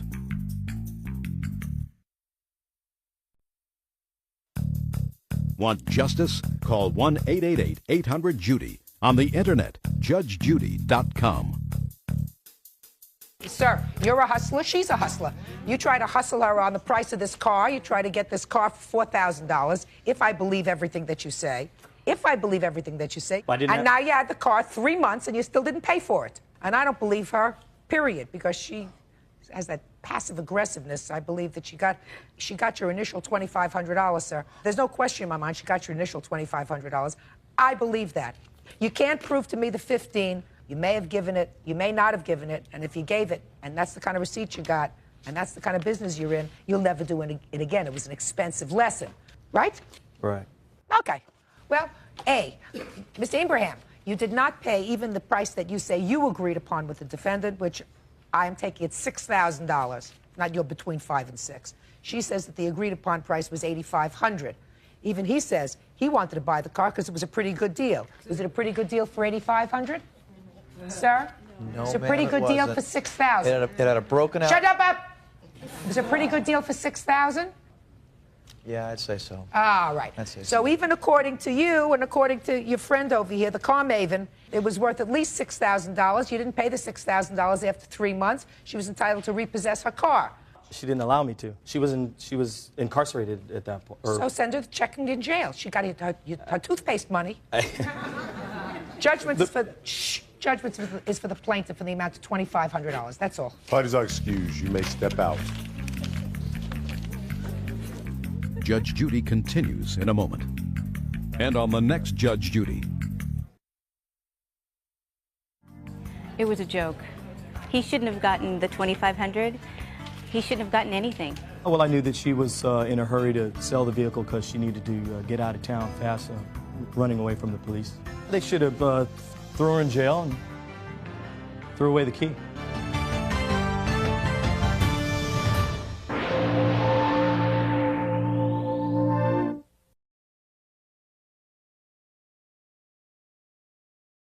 It's not Ed's. Order. All rise.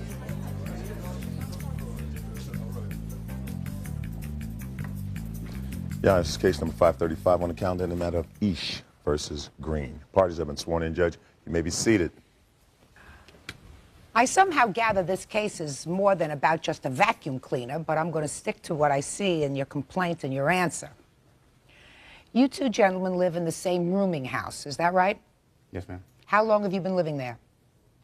I've been there just a little over a year. And you, sir? About a year and a half. And according to your complaint, Mr. Ish, you loaned the defendant a vacuum cleaner that you had been using because you were doing some janitorial work around the house. Is that right? Like Well, a I pick up part-time messes handyman. with it. On the Part-time job. handyman, and you get paid for that. Mm-hmm. You made a loan to the defendant of the vacuum cleaner. He wouldn't return it. Correct. It's not true, Your Honor. Just a minute. That's your claim. Mm-hmm. He says he found the vacuum cleaner. Correct. No, no, no, no. Okay. So now, Mr. Reish, tell me, sir, where you got this treasured vacuum cleaner. I bought it at a swap meet, Your Honor. When did you buy it at a swap meet? Oh, about last fall sometime. About October, November. I've got a receipt for it.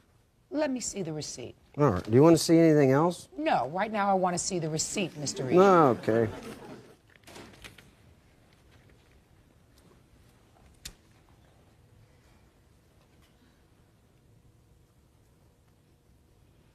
Who's Pat Campbell? He's a salesman at the swap meet.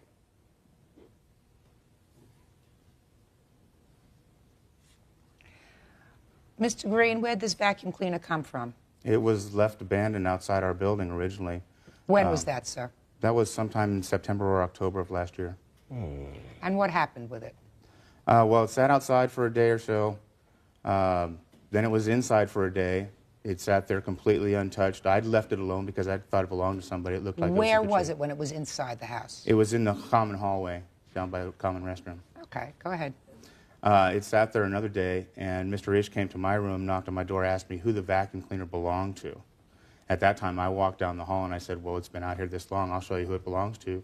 I picked it up myself, brought it back to my room, and I said, now it belongs to me. Shh, shh, shh. Go ahead. And at that point, he asked if it even worked. He didn't know if it even worked. So we plugged it in, checked it out, determined that it needed a belt. Who determined it needed a belt? We jointly determined that it needed a belt. It wasn't picking up properly. So what happened?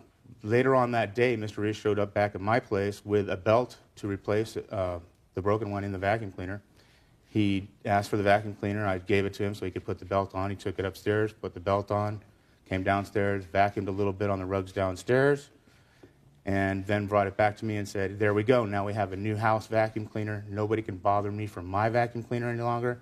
This is all yours now to, hand out to people as they come to it. And I said, Mr. Ish, the vacuum belongs to me. I said, I'd be glad to let anybody borrow it, but it is not a house vacuum cleaner. It's my vacuum cleaner now. So let me understand you, Mr. Green. According to your story, it was Mr. Ish who came to your room and said, who does this vacuum belong to? That's correct, Your Honor. And you decided at that point that it belonged to you, because that's what you just said. You said, Correct. no, now it belongs to me. Correct. Well, I mean, at that point, if you had said to him, I don't know who it belongs to, he could have just as well said, it belongs to me, right? Correct. And he did go out and get the belt for the vacuum cleaner. Yes, Your Honor. So he invested in... It had a whatever the dirty bag, too, Your Honor. I want you to be quiet. You started out by lying to me, sir. Yes, ma'am. You know that. You know you started out by lying to me with this baloney. Oh, no. Oh, yes, you did. Oh, yes, you did. No, no, no, no. You want to know how I know you did, sir? You want to know how I know you did? How do you know that? I'm going to tell you. I'm going to tell you. Because I've been around a long time. Ah. And when there's a bill that's this old, it's usually like this. And it's got a little schmutz on it, right? And it's been with other papers, right? And it's got a little stuff on it, right? It doesn't come out like you just pulled it out of a brand new book. Well, then my manager's lying, too, then. Listen to me, sir. I don't take statements from people that don't come here. Put it away. Good. If you lied, your manager can lie. All I'm telling you is... We're all lying about this vacuum All cleaner. I'm telling you is, so far, I believe that that's how the vacuum cleaner came into the house, but I disagree with the defendant that just because he says it's mine, makes it mine. So, Your Honor, this is a crocker who shot John, so you can return this to him. Now, quiet. I don't like when people try to get one over on me because it makes me think that you think that I'm stupid. No, And, sir, but I think that... Sir, on your best day, you're not as smart as I am on my worst day. Judge Judy continues in a moment. Are you both still living in the rooming house? Yes, ma'am. Not now for very long. Just a... I want you to be quiet. Okay. And later today, What day did you move out? I notified him at the beginning of March, and on March 15th, I went up to the apartment, and he told me that I was to move out within half an hour, and if I was ever seen again on the property, that he'd kill me. real cases, real people. Judge Judy. Ed Eash wants his vacuum cleaner back from Bruce Green. Bruce says it's not Ed's. Now, the question is, what do we do with this vacuum cleaner? Because it honestly seems to me that if the vacuum cleaner was abandoned, Mr. Green, neither one of you had a paramount right to this machine. Neither one of you. He did invest in either a belt and a new bag or just the belt. You invested in Zippo, except... Your Honor, I did purchase a bag for it. He initially made the vacuum cleaner work because Correct. according to your statement to me, sir, according to your statement, the vacuum wasn't picking up. And it couldn't pick up without a belt, which Mr. Eash furnished. Correct. Right? Are you both still living in the rooming house? Yes, ma'am. Not for very long. Just a... I want you to be quiet. Okay. Now the rooming house has a vacuum cleaner because the court is going to prepare an order that says that if either of you move out, the vacuum cleaner stays. You don't own it, and you don't own it. You may use it, you may use it, and everybody else who lives there may use it. Oh, that's You nice. can't take it when you leave, and you can't take it when you leave. Do you understand? Your Honor. Perfect. That's all. Why is that excused? Step out.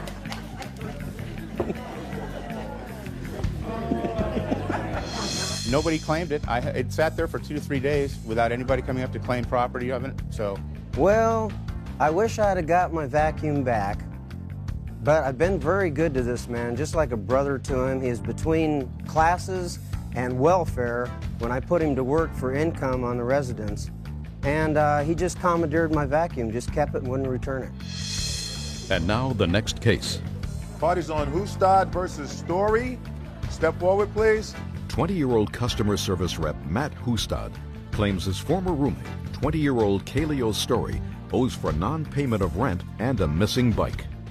Mr. Hustad, the defendant, according to your papers, was a roommate of yours who you claim owes you money for rent and a bicycle. That's correct, Your Honor. So start at the beginning. When did he become your roommate? He became my roommate at the beginning of 1998 in January. Actually, January 10th was the day. How much rent was he supposed to pay? Let's see, it was $200 a month, plus utilities, which would be the phone expense and groceries, all written in contract here. I have Okay. And how long did he live there? approximately 2 months, 2.5 months. 2.5 months exactly. He moved in January 10th, according to you. And When then did he move out? March 13th at 9:45 p.m. I gave him notice to leave after he was approached for the money. So he lived there for 2 months. Yes, approximately. How much rent did he pay in the 2 months that he was there? $150 cash, which I have a receipt for on the initial contract I wrote up. So far, according to you, in the rent, he owes $250. Correct? Yes, correct. What else does he owe you for? Well, he loaned my bike out in about March of last year to someone. March of which year? 1997, Your Honor. So a year ago. Yes. I loaned him my bike a year ago. Yes. Okay, and he then loaned it to somebody else. Yes. And now the bike cannot be gotten a hold of. And did you know this, sir, when you started to live together in January of '98? Yes, I had been asking him repeatedly. He showed good faith that he was going to try to retrieve the bike for me. He showed good faith, and which in fact he did not. He bailed out on it he bailed out on it at the end and said, well, I can't do anything about it. I don't know how to get a hold of him. How much rent did you pay? When I first moved in, I paid the $150. Then I paid $50 again at the end of February. Actually, I moved in at the beginning of February. I paid February's rent, and at the beginning of March, I paid another $150. You paid February's rent in its entirety? Yes, it did. So according to you, you paid all of your rent? Yes, I did, Your Honor. What about March? March, I paid $150 again, and I was supposed to pay $50 at the end of March. Show me the receipt. I never got a receipt, which is stupid on my part. Let me see the receipt that... Your Honor, I'd like to submit the rental agreement, the original signed. I'd like to see it. It's the original. That basically outlines the original contract negotiated between the three of us. Kelly, my first witness here, was witness to him signing the contract as well as all the verbal and agreements throughout the living situation.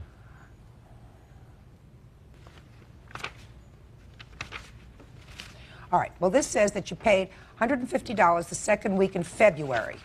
Right. That's when he paid his $150. That's virtually when I wrote the contract up and when he less the $150 that he had paid. Which is when I moved in. No, he moved in prior to that, weeks prior to that. At the beginning of February. Who else is a roommate? Me. Step up. Your name? Kelly Hansen. Miss Hansen, the three of you were living together in the apartment? That's correct. Other than being roommates, is there any other relationship between the two of you? Matt's my boyfriend, and me and Cleo and Matt have been friends for about a year now, as well as our other witness, Good Meg. friends. Really good friends. Actually, we were good friends. Cleo moved in January. He lived there January, February, and part of March. Which day in January? I think it was the 10th, January 10th. He lived there. We all agreed to split everything equally, divided by three. Just want to know the date. Okay. What date did you move out? I notified him at the beginning of March, and on March 15th, I went up to the apartment. He paged me to come over there, and he told me that I was to move out within half an hour, and if I was ever seen on the property 45 again, minutes. 45 minutes. Well, and if I was ever seen again on the property, that he'd kill me. Judge Judy continues in a moment. Mr. Story, what you tell me, sir, doesn't make sense logically. Did your mother ever tell you the story about Pinocchio? Closed captioning, sponsored in part by Real Cases, Real People, Judge Judy. Matt Hustad is suing former roommate Kaleo Story for rent and a borrowed bike. Kaleo says he didn't take the bike and he paid the rent. Why did he tell you to move out? He asked me to move out because I have no idea. I told him Why that did I you tell wanted him to move move out. out? He wasn't paying the money and I hated him up. No. Actually, repeatedly, every week for loaning The money. reason I told him at the beginning of the month that I wanted to move out because he was sitting there with his roommate smoking marijuana in the other room and doing nothing else with their time. Yeah, so? And I had gotten off, we had previously been involved in quite a few drugs, and I got off of everything, and when I was sitting in the room, in a smoke-filled room, it was just, it would get to me. Mr. Story, Yes, Your Honor. that's an interesting story. But it doesn't sound logical to me, sir, that he would tell you to be out in 45 minutes unless he had been asking you for money that you owed him towards the expenses on the apartment over a long period of time. That was supposed to be paid by the end of the month. And I was completely content with the money was to be paid to him when I moved out at the end of the month. No, the that's not how it works, Your Honor. Okay. No, Mr. Story. That was when it was in the contract, and I Mr. Story. didn't know that. What kind of work were you doing? Working at Starbucks?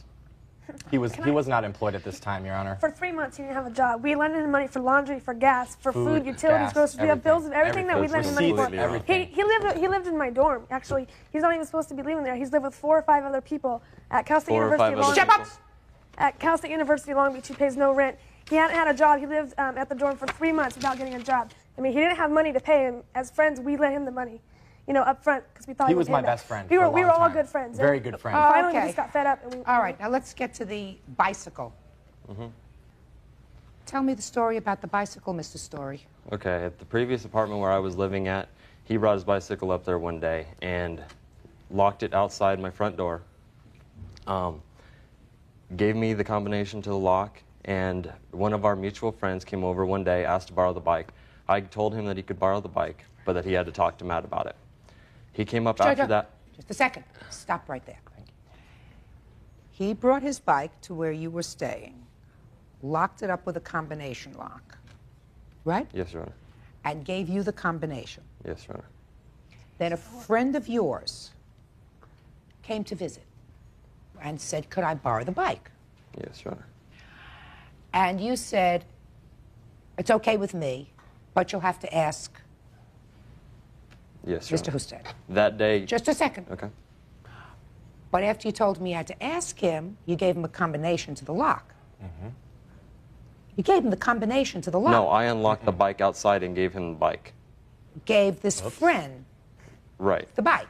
To borrow for the day. The bike was back that night and locked up, Your Honor. And I told him that he had to go to Matt after that and talk to him about using the bike. Oh, which Your Honor, I he never did. saw the bike again. Never, ever saw the bike again. Just a second. Mr. Story, Yes, Your Honor. did your mother ever tell you the story about Pinocchio? Mm-hmm. Because what you tell me, sir, doesn't make sense logically. That's right. How's that, Your Honor? Doesn't make sense logically. You gave him the bicycle at a time when you had no authority, according to you, to give him the bicycle. That was wrong. I understand that. That was wrong. And then you expect me to take a giant leap of faith and believe that he came back with the bicycle that night, locked it up, closed the lock, and then at some other time, somebody came and took the bike again. Judge Judy continues in a moment.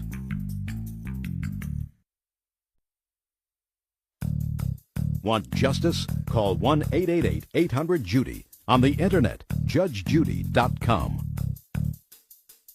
All right, what kind of bicycle was it? It was a 1996 giant Rincon mountain bike, off-road bike.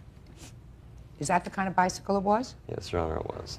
And who purchased this bike? I did, Your Honor. And how much did you pay for it? About $429 2 years ago. Mr. Story, it's my responsibility as fact finder in a case to make a judgment as to who's telling the truth and who's not. And their case persuades me that you owe them a substantial amount of money. I believe that you paid them $150. He acknowledges that you paid $150. I believe that you paid him no other money. So you owe him minimally $250 in rent. I'm also giving him credit for $400 for the bike. That's $690. You're not supposed to take advantage of people, Mr. Story. And when you owe money, you're supposed to fess up and say, I owe it. So you're young enough to change your ways because, bottom line, the only thing that somebody has in their whole life is their reputation. That's the only thing that anybody can't take away from you. If you build up a bad reputation, that tends to follow you wherever you go. Judgment in this case is for the plaintiff in the amount of $690. Thank you, Your Honor. Parties are excused. You may step out. Judge Judy continues in a moment. And on the next Judge Judy. I'm just thankful that I retrieved the money that I was out, and that's it. We had good times. Good memories. Kind of sorry about it right now, but it happens. I would have liked everything to worked out really good, but it just, things went the wrong way, and it's unfortunate it did. Maybe he'll realize now that you just can't take advantage of people and keep going.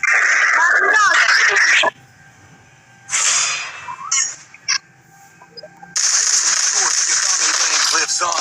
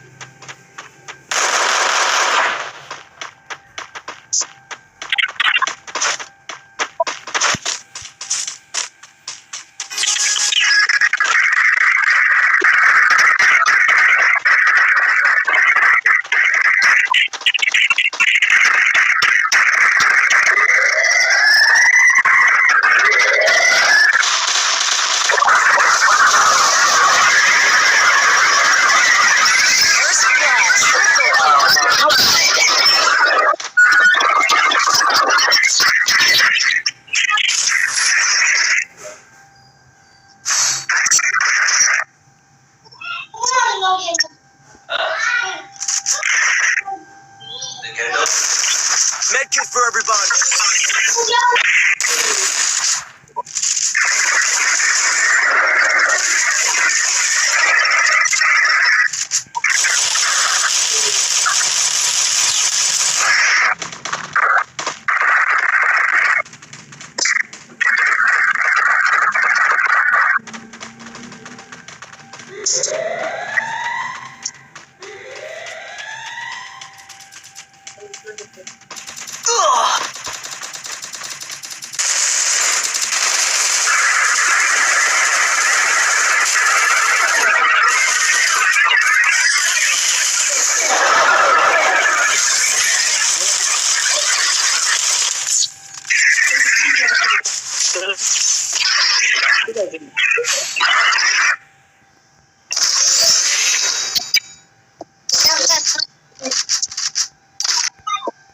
Resources here.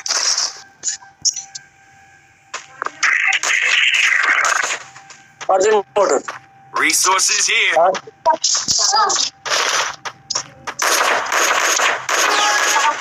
Resources here.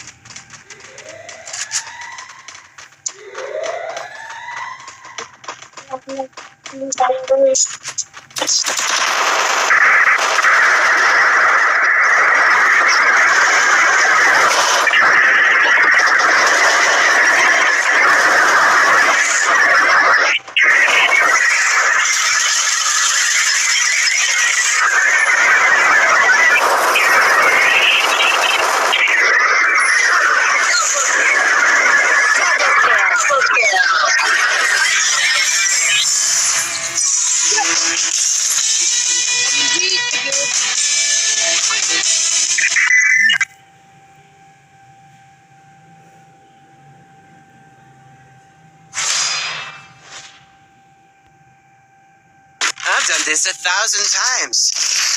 In virtual reality.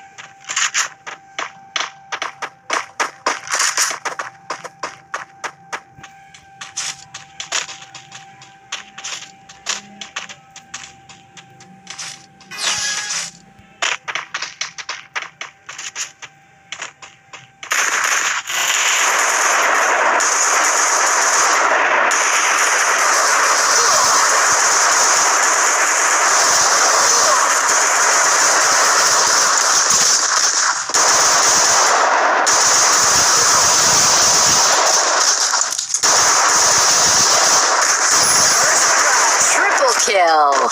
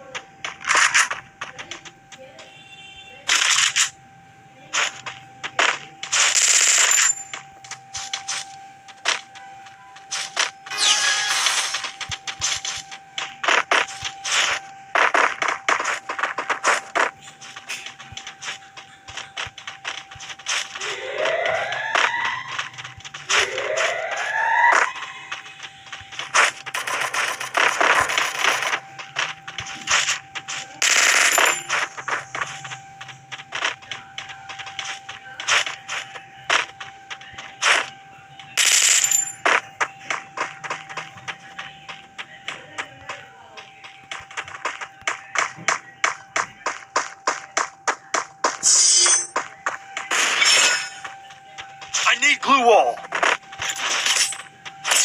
I need glue wall.